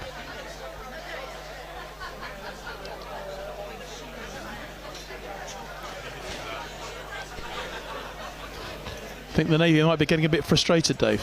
Yeah, there was a bit of frustration there, a little bit off the ball, but to be expected a little bit in the in-services, I guess. Never got involved in that side of the game myself, John. Not at all. I never remember you getting involved in anything like that. Sarah Jane Hathcock says, hi from Texas. And Paul Clark, thanks for the confirmation, Paul, that we are back up and running with our commentary again for you tonight.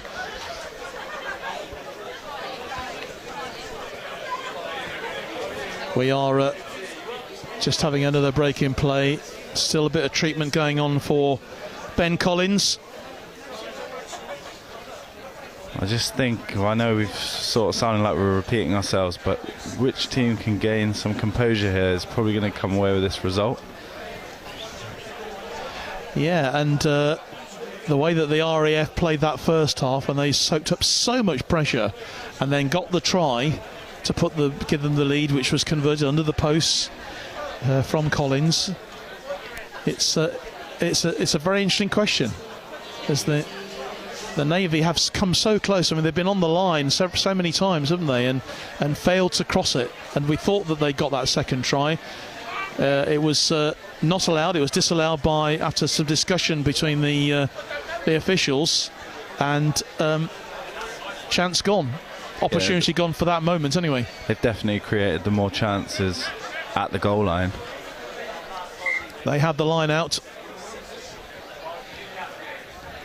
which Jack Wright throws in. Navy driving. RAF holding them back. Good work though from Charlie Kerr. Kerr and Hustle swapping shirts, by the way, which was slightly confusing for the commentator. It's a good shot. Nice kick. Oh! And was that a knock on? Did the ball go forward first? Yeah, the referee has given it. It was one of those that could have gone either way, I think, Dave, that one. Yeah, it was good intention. I mean, a good kick followed with a good chase, put the pressure on the winger. And he's dropped the ball in not easy conditions, as we've seen throughout this game. But it's what about we do now from this scrum?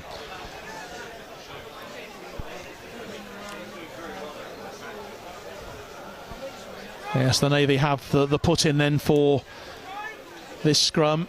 In a good position here. Such a competitive game, this. Navy have gone for the drive. They drive it inside the 22. Penalty. They've got a penalty coming. Good disciplined play from them. Ball goes back wide to Manson. It's a good he shot. Goes for the kick. And who's going to be on the end of it? Unfortunately for the Navy, the wind carried it through, I think, Dave. Again, this strong wind, we can see that it is really whipping itself up. Sam Jones says, come on, Charlie Kerr, Royal Navy number 4. And Kana Penrose Toms, come on the Navy.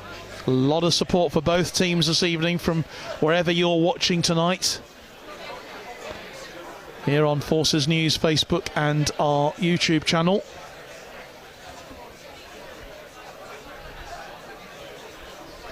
And don't forget, if you're watching, of course, overseas on our BFBS service as well tonight. Not forgetting you, maybe down in the Falkland Islands or in Canada.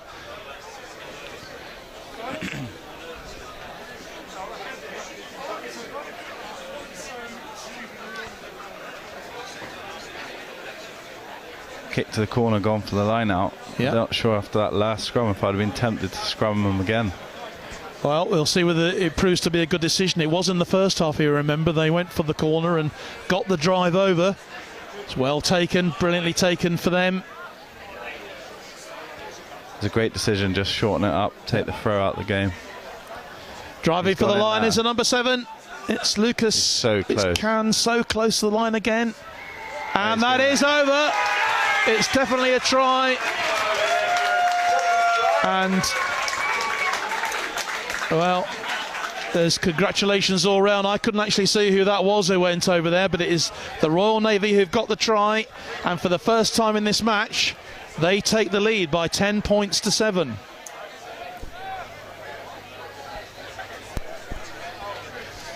The amount of possession and pressure they've applied to the RAF, they deserve that try. Not with the lack of intent from the RAF, of course, on the defence side of things. But it was only a matter of time if they kept ball that they're going to break that gain line and get over the try line.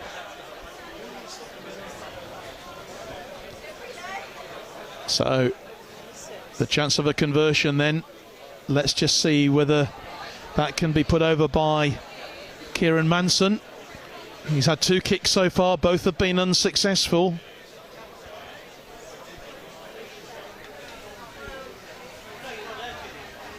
I'll say yes. What are you saying, John? Third time lucky, perhaps. Here he goes. That's looking good. It's very good indeed. And that makes the score 12-7.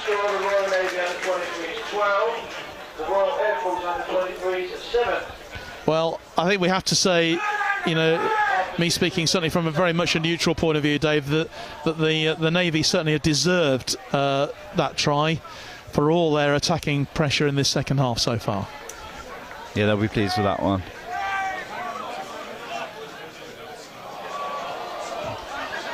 So important, this piece of the game. How often do you see a team go and score a try and then almost concede straight from kickoff, or fail to exit and the ball gets turned over and the pressure comes back on yourself?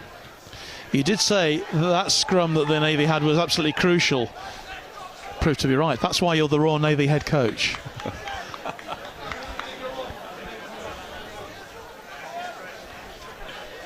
Navy leading by 12 points to 7. They're approaching an hour played in this game, heading towards the final quarter of the match.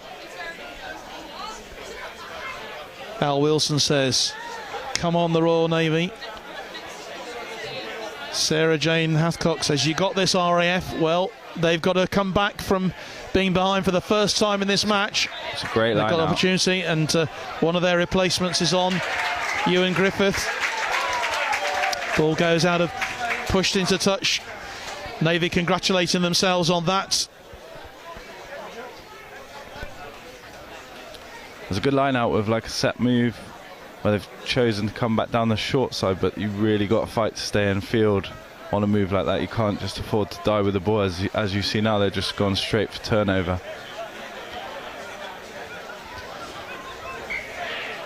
Well, that wasn't straight, that line out, so it will come back again, and this time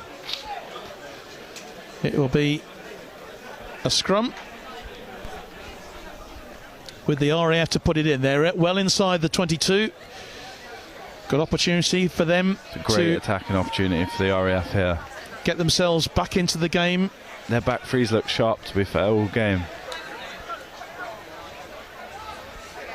Trailing by 5 points here. If they can just hold this set piece, Navy have had the upper hand on this scrum, so if they can just hold it to get the ball away, they could have a chance here. No, it looks like scrum dominance. It's been turned over by the Navy. They've won the penalty. It was great work in that scrum there.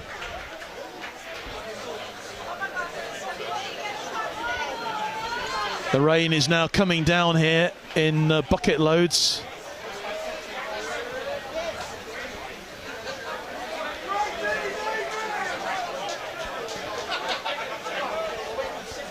Rain was expected. It really is driving down now, and we won't have the same issues that we had last week, of course. Again, like we said, with the wind, they need to adjust now with this, and they might have to shorten up. Mark Fox just commenting that the line out for the Navy try wasn't straight either. So it's amazing what you can pick up. Andrea Wilcox says great scrummaging. And Gemma Bostock says well done Navy. Keep those comments coming. We'll try and get them on air as often as we can, as much as we can, as we're into the last 20 minutes of this inter-services game. Royal Navy have a 5-point lead, 12 points to 7 over the Royal Air Force. The Air Force were in front at half-time by 7 points to 5. But it's been all Navy pressure really so far in the second half. Deservedly ahead with a second converted try. It's going to be down to the Air Force. What can they do to get themselves back into this game? Remember, they need to win this to win their first inter-services title since 2005. It seems a long, long time ago. It's a great tackle. Brilliant tackle, though, by the Navy.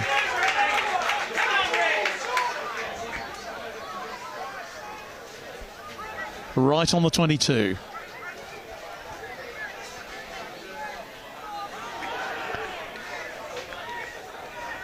That's Griffiths, and a penalty to the Air Force.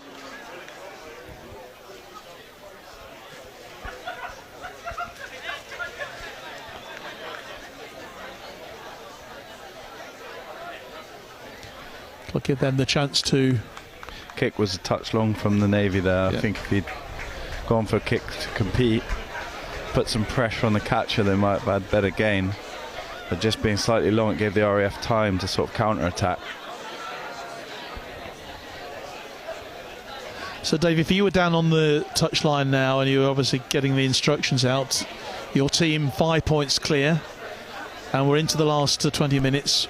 What's your tactical approach? Yeah, I'd like to see them play. I mean, they're dropping numbers for the kick, as in this is the Navy side. I'd like to see them attack the RAF, so there's space on the edges. Or if we're going to kick, we need to kick earlier. So we're going 4 or 5 phases, then sort of running out of options and then deciding to kick. Kick early to compete, and then as they drop the numbers, I'd like to see them have a go on the edges. It's probably time for replacements, isn't it? There's been no changes at all for the Navy side so far that I can see. You would have thought that the end players will be making a change before too long. Owen obviously very happy with what he's been seeing so far.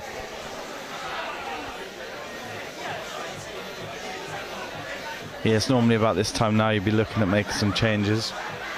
I would have thought in the front row maybe Dom Cleverley going across the tight end and then swapping the props out, but they're both still going strong. So maybe you're saving it for the last 15-10 minutes maybe and freshen it up. RAF are throwing everything at the breakdown and still getting some change, but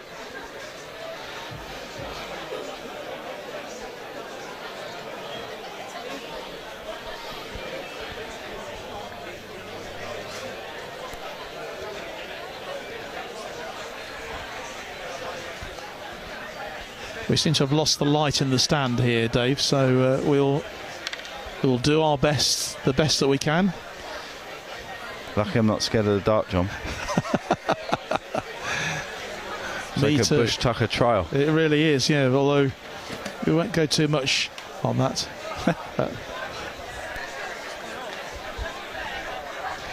Bit later on I'll tell you there's a link between the second Sea Lord and that programme you were just talking about. Oh, I'm a Celebrity. Get me out of here. Oh, and the lights are back on again. Thank you. Means we can read our notes.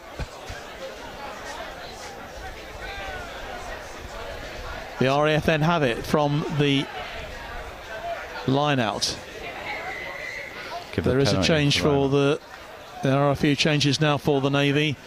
Just seeing they've made a couple of changes. Yeah, I think Ben Ravi's come onto the wing. Yeah, Ravi's on the wing, and Lewis Clayton as well has come on for them as well.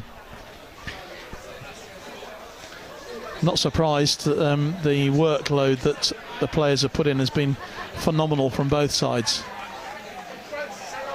I think the rain seems to have stopped as well, which will certainly please our low-level cameraman Lewis out there.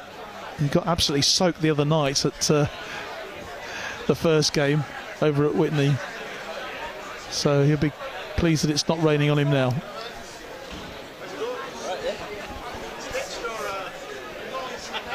Line out then for the Air Force. What can they do? They've won the ball. Maybe being forced back. I think it got a turnover there, John. There is a turnover, yeah. And they've done extremely well. That's Dom Cleverly as well. This is Ravi.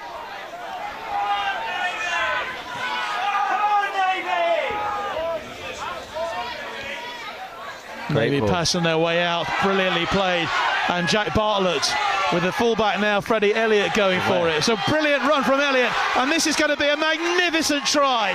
What a superb try from Freddie Elliott, the fullback from the Royal Marine, based at Commando Logistic Regiment, and that is a magnificent try.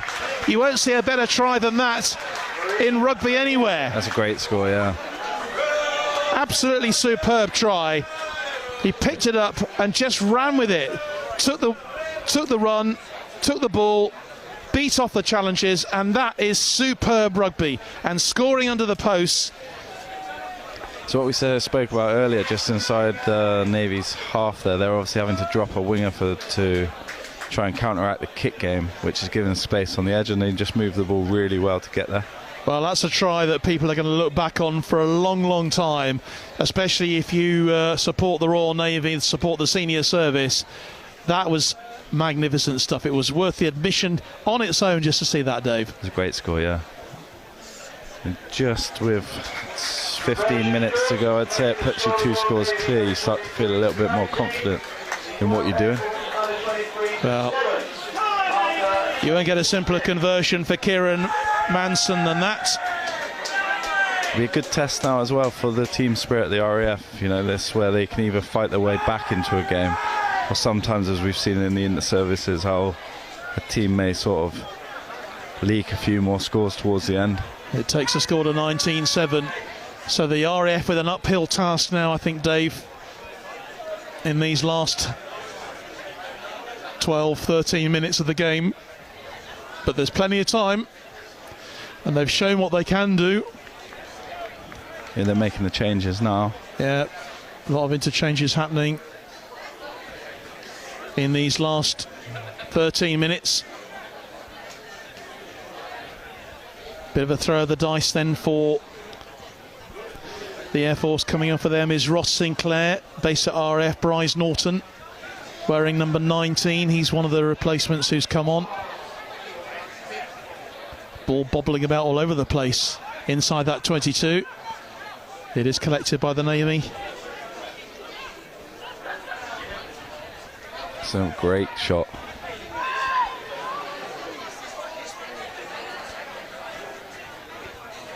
Big carry from Dom Cleverly again.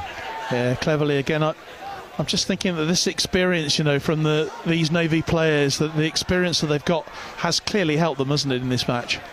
Yeah, and I think, like you said, I'm not sure, but you said about the RAF maybe regrouping, or there's a few of the Navy boys that have played now a few times in this sort of tournament, and they're really hurting from last year's performance. Yeah, it went to the wire, didn't it, 12 months ago. It's snatched away by the Air Force on the halfway line. The Navy have it back though, and this is getting really a real battling thing going on out there. Navy showing that they have it though. Again, what we were saying earlier, they got 2 in the backfield to defend the kick game. But actually, if they shift this now, there's space on the far side. Instead, the kick goes up. Good chase.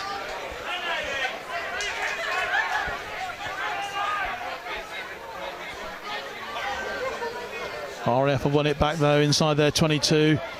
Fearsome tackling coming in, denying them the space. Ball will be kicked forward into touch. Doesn't make touch though. Collected by the scrum half Steinberg. Still going. That's lovely play inside. Kept that alive really well. To James Wales, wearing number 17. Navy again with Manson. Kicks it over onto that far side of the field where there's plenty of space. Can they collect it? Ben Ravi. Ravi has collected it and it's over. It's going to be another try for the Navy. Well, and that surely is going to seal it for them now. He's been probing with that cross-field kick all evening. He spotted the space well there, Kieran. It was brilliantly spotted. The kick going up. Ravi it was who made all that opportunity for them, and the man on the end of it is one of the replacements. Yeah, it's Charlie Davis who's gone over for the try.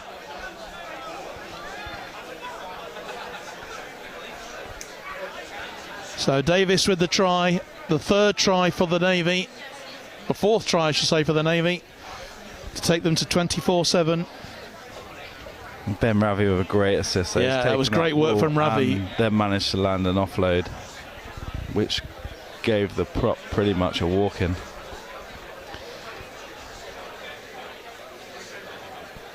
And Manson then with a chance to make it 26-7. As he steps up.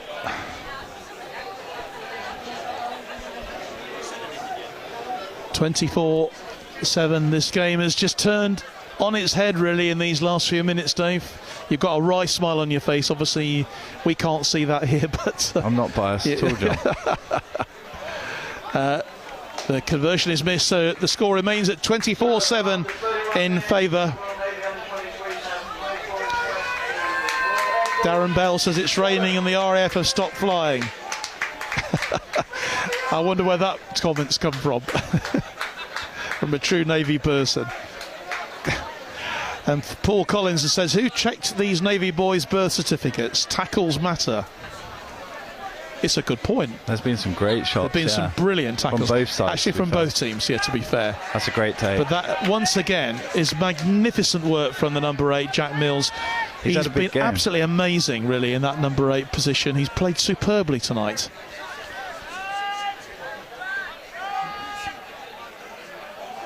Still around 8 minutes left in this match. Another good chase. The Navy in a commanding position, and they've got a chance to go for it again. And this time, still going, the number 11. Still going is Charlie Penrose. Toms.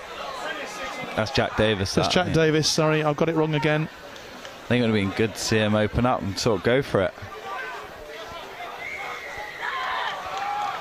Well, done him for crawling on the floor, I think, isn't he? Yeah, so again, kick into open space. It looked like he was going to pin him back and go for it. Well, Davis looked like he was in there for a 5th try. And he collects it, but he knocks it forwards. Still in. Still playing.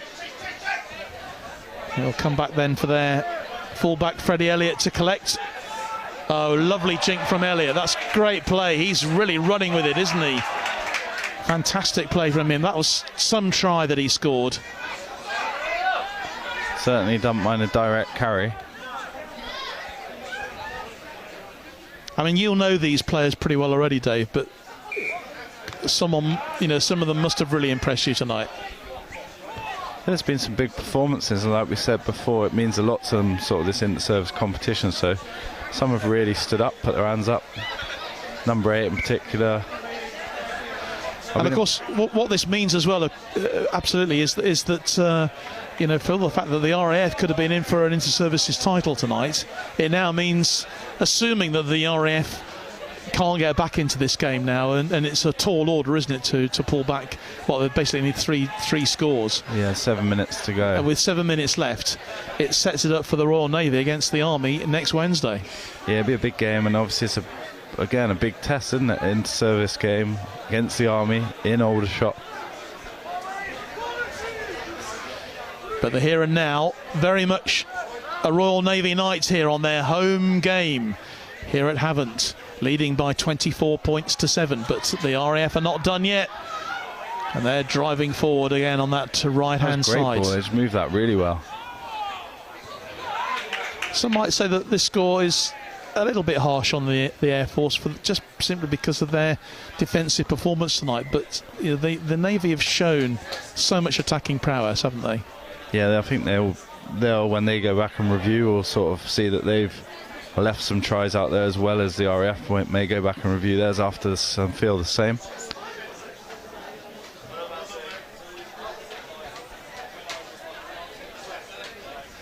Well, I know before the end of this game we will be probably hearing from the winning captain. And with 5 minutes left, that looks increasingly likely to be Dom Cleverley, the Royal Navy's captain here.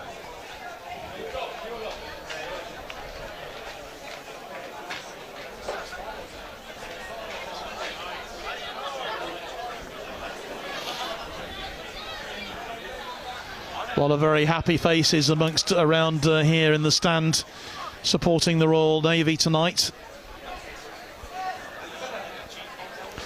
I think also when a game's like this, it just shows the prospect for the future. You know, there's two great sides almost going at it, and hopefully these lot will transfer into the senior game in their own time, which bodes well for the future. It certainly does. And we want to see all three services making it a really competitive inter-services, which, to be fair, has been the case over the last few years. Oh yeah, I'm sure the Army will be doing their prep now. I think the conditions, you said, ruined or sort of levelled off the last outing for them, so they would have gone back. They'll be doing their homework on this Navy side for sure. Unfortunately, not forward by Garwood there. It was a promising opportunity for the Air Force, but they have got the penalty. So they still have an opportunity to get themselves some more points here, heading into the last 3 or 4 minutes of this inter-services under-23 game. Sam Clue says, "It's not raining here in Florida. Go Navy," she says. Or he says, they say. Sorry, Sam. Definite little momentum shift here. RAF had last bit of pressure. This will be a good test of the Navy character as well. I spoke about the RAF's character earlier, going a couple of scores down with not long left to go. It'll be good to see them not concede a score as much as we wanted to see the RAF pull one back. Yeah, the RAF taking the line out, but it's not worked in their favour at all. In fact, anything but. Charlie Davis bringing it forward. Stopped that pretty quickly. I don't know how bad that injury is. Yeah, it's a nasty injury from the man who scored their last try. Their 4th try of the game, leading 24-7. Hope he's going to be okay. He looks in a bit of pain, to be honest.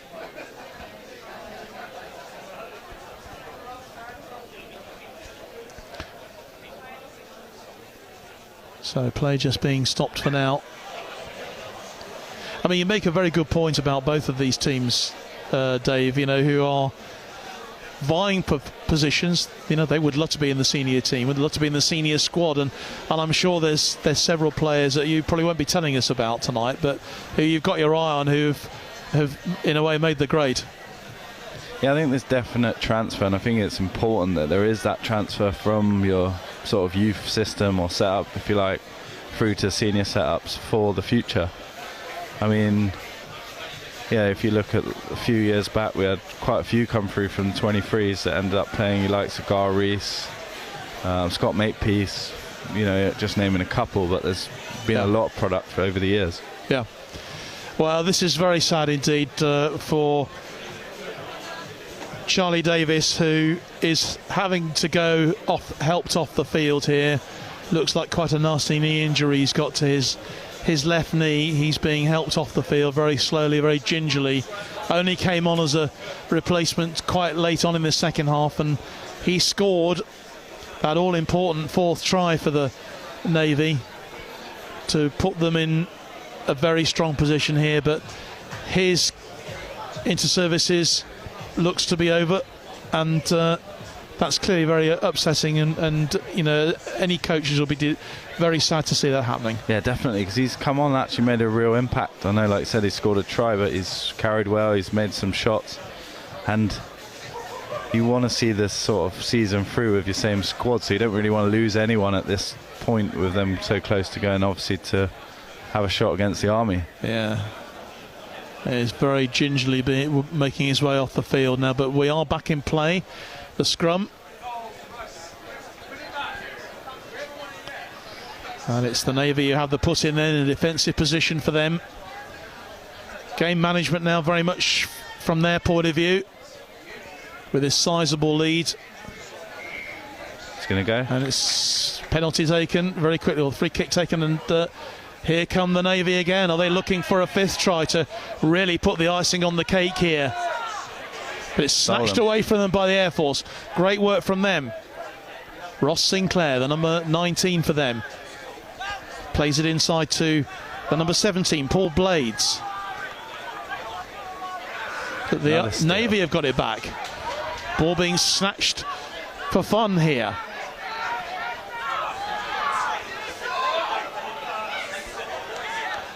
Another hint of infringement there, but the referee has allowed play to go on. It'll be kicked forward. Lovely kick then from Manson. And who's on the end of it? The big number 30, the big number 23. It's Ravi. Still going. He's brought to ground. Penalty then to the Navy. It's great vision again from the fly-off.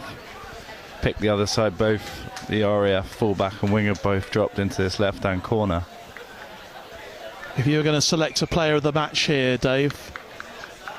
You put me on the spot there, John. I have. Not an official one, of course. There's been a few standout performances, to be fair. I think Kieran's controlled the game really well at 10.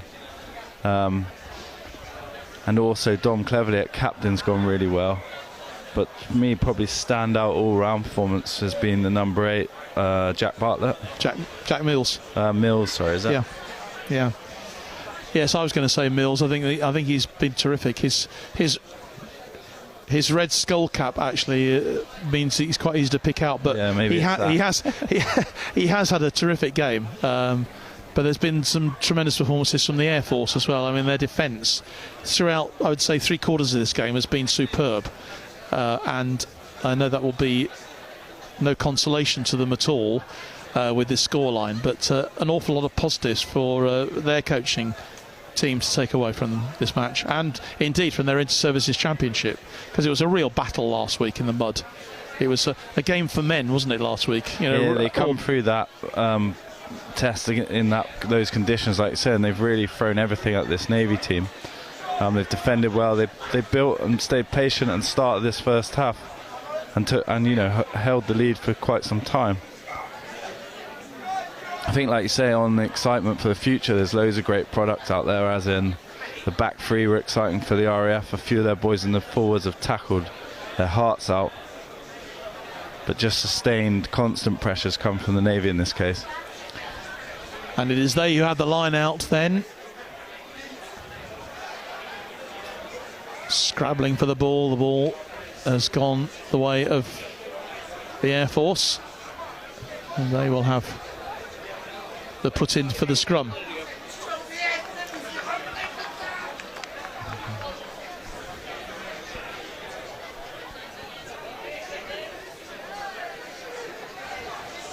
Jay Toogood says Jack Mills, Ivy Bridge College hero. And Caroline Bold says, what happens if each service wins a game? That's a good question. I don't think the championship is shared, is it? Does it go on? No, it comes on down points difference. So at the moment, the Navy are very much in the box seat here, with the RAF only beating the Army by 1 point. We'll try and work out the maths for you next week, Caroline. Okay, if we can, so that make sure you're tuning in next week, and we'll let you know exactly what will happen if it was an Army victory next week. But that's all for 7 days' time. We're into the last few moments then of this second Inter-Services game in the 2022 Inter-Services Under-23 Championship, with the Navy 24-7 ahead. And bearing in mind they trailed for quite a lot of this game to a very strong RAF side, but 3 quick tries really turned the game on its head. His opportunity here for a last attack. It's a good line out. Ball comes wide then to Manson. Nicely running through. It's a great charge as well from Ryan Scott. Another of the replacements who's come on.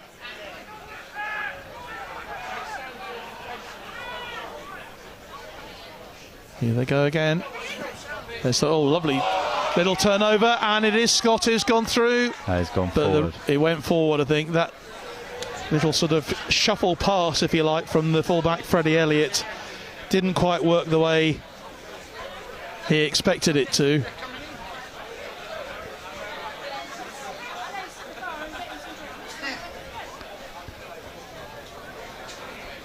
I'm just trying to watch that back. It's got good delivery from Kieran. Look at that. 10. And then he's gone a bit barbarian there. Yeah. A little barbarian, that's a good one. A hero if it comes off, but doesn't make for pretty analysis when he gets back in tomorrow. No, and you'll probably get a good telling off from Owen Salmon about that. But that's been knocked forward by the Air Force. An opportunity then for the Navy to really seal the deal here. And here's Ravi driving for the line. Held up though. Ball goes wide, goes out of play. And a missed opportunity for the Navy to put a nice topping, but there's a couple of injuries now down on the just outside 10 metres, and these players have given absolutely everything tonight. They really have. Good evening, Jamie Doig, Leicester Tigers kit manager these days. Saying a big thanks to you, Paco, for the commentary this evening. Spoken like a true ex-army man. Well, you never really quite leave the service, do you? I saw Jamie just a couple of weeks ago, actually, when Leicester Tigers had a sort of a friendly match against an Italian select. Obviously, their two Premiership matches were supposed to be against Wasps and Worcester, and of course, the sad news there that both of those sides no longer at the moment. So they played a friendly against an Italy select team. Great game at Welford Road. And thanks very much to Jamie for inviting me up to watch it. Thoroughly enjoyed it. Awesome.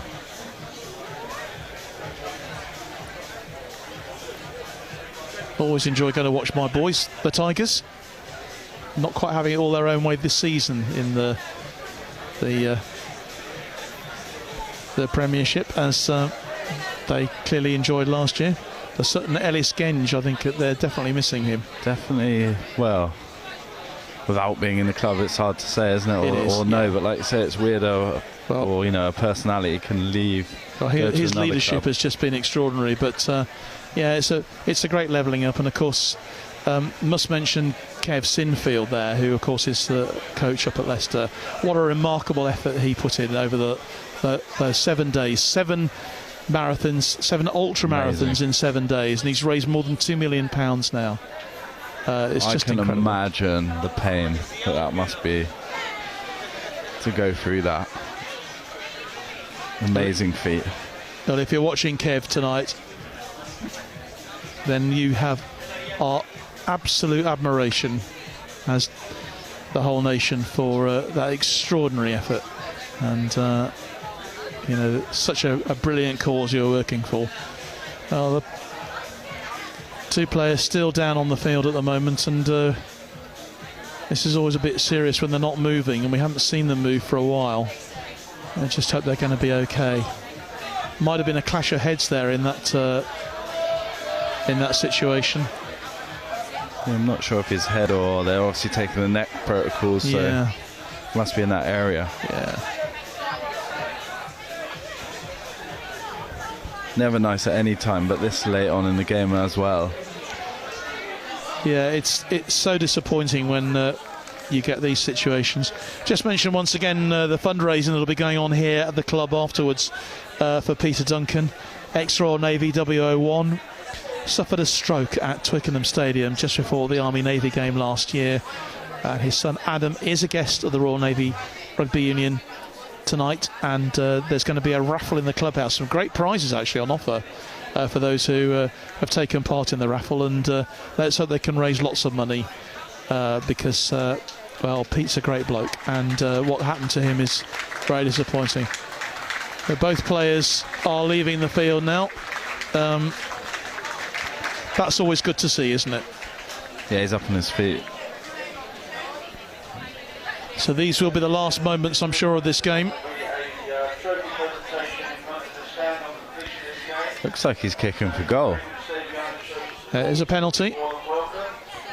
This will presumably then be the last kick of the game if he's going for goal. Chance then for Kieran Manson to... Actually, it's the number 22, isn't it? It's Ryan Scott who's going for it. It's the kick, and it is wide. And that is not the end of the game. We thought because he was going for goal, that would probably be it, but it isn't. No, interesting. And still we go on. With a minute or two to go, maybe he would have had a shot in the corner and tried for another score.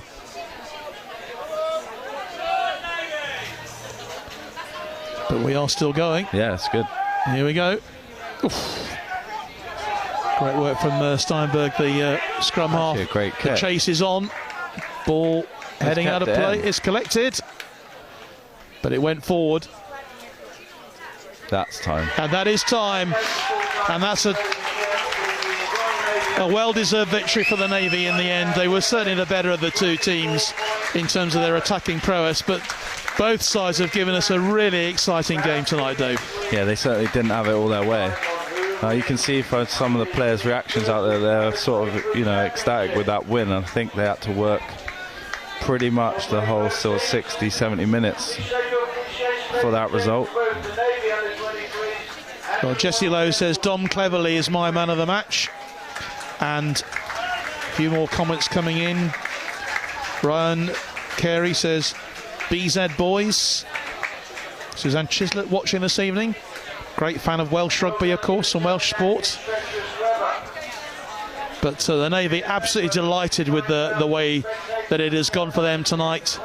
They've had to do it the hard way, Dave. They had to work really hard this evening, didn't they, to overcome, certainly in the first half. Yeah, they went behind, did, yeah. Considered a converted try, and then managed to get themselves back into it right on half-time. Yeah, I think we spoke about frustration at one point there. It looked like it sort of game was in the balance. And we said about whichever team sort of settles down and can be most consistent will come away with some scores. And then in the second half, straight off, pretty much off half-time, it was the Navy that sort of came in with those scores. A few messages coming in. Richard Craig, unlucky RAF, keep your heads high, congrats to the Navy boys. And I must admit, Dave, it sets us up, as we hinted during that second half, for a really exciting climax to the championship next week at Aldershot. One not to be missed. Will you be there? Yeah, that's right. Yeah, I'm planning on going. Yeah, I think, like you say, Army at Aldershot don't get much more exciting than that. And of course the Army will be hurting after losing by that just single point last week to the Air Force in awfully difficult conditions. We'll be hoping that it's not biblical on the grass pitch there at the Army Military Stadium.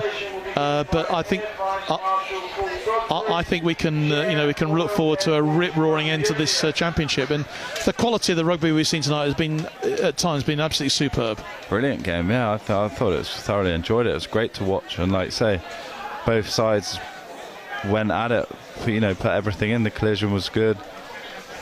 Clear out was good. They had intent to play. There's crossfield kicks. There's tries. Yeah, I thought it was good. I don't think it was too one-sided. Well, we've seen a truly outstanding try as well tonight. I mean, great forward play, obviously, for quite a lot of the scores. But what a magnificent try that was from Freddie Elliott. I mean, it was beautifully set up. And to be fair as well, the RAF's try in the first half from Ben Collins, beautifully taken, great work to set it up. So, we've seen a bit of everything tonight, haven't we? Yeah, I agree. Yeah, I think it's been great.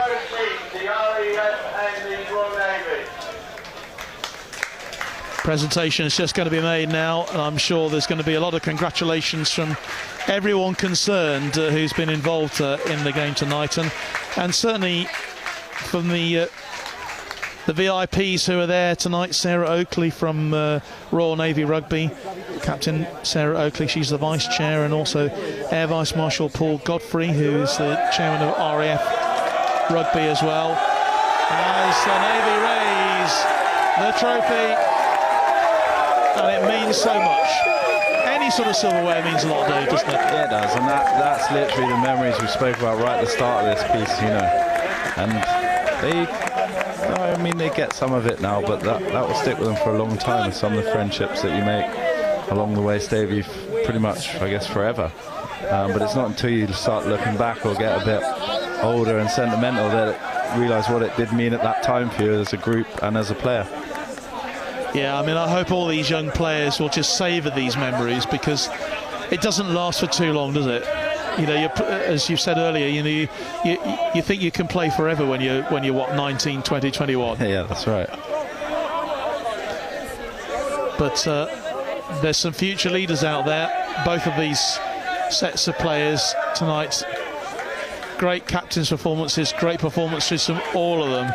Yeah, I mean, you would literally say, wouldn't you, the future is bright on both counts from both the RAF and the Navy in this case. I haven't seen the Army play yet, but I'm sure they're in the same position. And you know what, there might be some young people watching tonight who play rugby and think, do you know what, I could join the Navy, I could join the RAF, I could join the Army, and I could play this sort of rugby, to a really high standard. Yeah, I mean, the opportunity is there. It's not just rugby, there's opportunity for all sport. It sort of caters for all sports. Amazing opportunities. Well, I'm hoping that we'll be able to snatch a word very shortly with the winning captain for the Royal Navy tonight, Dom Cleverly, who will be really a delighted man. But they're having their photos taken at the moment, of course, and just savouring the moments. But really liking Ben Priddy's tracksuit top.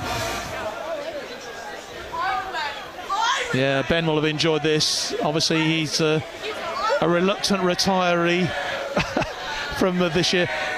What a great way for him to finish his time scoring a try at Twickenham, of course. I know that you were on the losing side this year at Twickenham, Dave, but for Ben to score that try must have been something he'll look back on with great pride. Yeah, he will. He's been brilliant, and he's an advocate for what it is to be a serviceman and a rugby player for the Royal Navy. He's been there for a number of years now, and now he's on his transition, his journey into the coaching setup, which I'm sure 5 years ago would be like myself and say he's not interested in being a coach. But it's not that you can't let go, but you've got so much to give back, Absolutely. And there's so many of you got so much to give back to the game as well. The RAF players have left the field now. No doubt they'll be licking their wounds, but they can certainly look back on a massive contribution they've made to this season's championship, and indeed to tonight's game. Such delight for them, obviously, to have won the first game. But for the Navy, there's an awful lot to celebrate. There's just getting in there in the huddle to enjoy what they've done and savour that. And now they've got to prepare. I mean, how do you go back and prepare for, they'll obviously have maybe a day to recover, lick their wounds a bit, and there'll be a few wounds out there, won't there, Dave? Yeah, that's it. I'm pretty sure they're staying in camp, so they'll enjoy tonight for what it is, and then recover tomorrow, then review maybe on what day are we on. Let's see if we can get in and speak to their winning captain. The conversations are still going on at the moment, so I know Owen will be absolutely delighted, won't he? Owen Salmon with the victory tonight. I mean, it looks like Andy and the team, Owen and his team, if you like, have done their prep well, you know, come away with the result. Well, they certainly have. And it's time now for an interview, I think, with the captain, with Dom Cleverley. And he is, in a moment, he'll be talking to Kath Brazier, just getting themselves sorted. Let's hear now from the winning captain, shall we? Dom Cleverley is with Kath Brazier.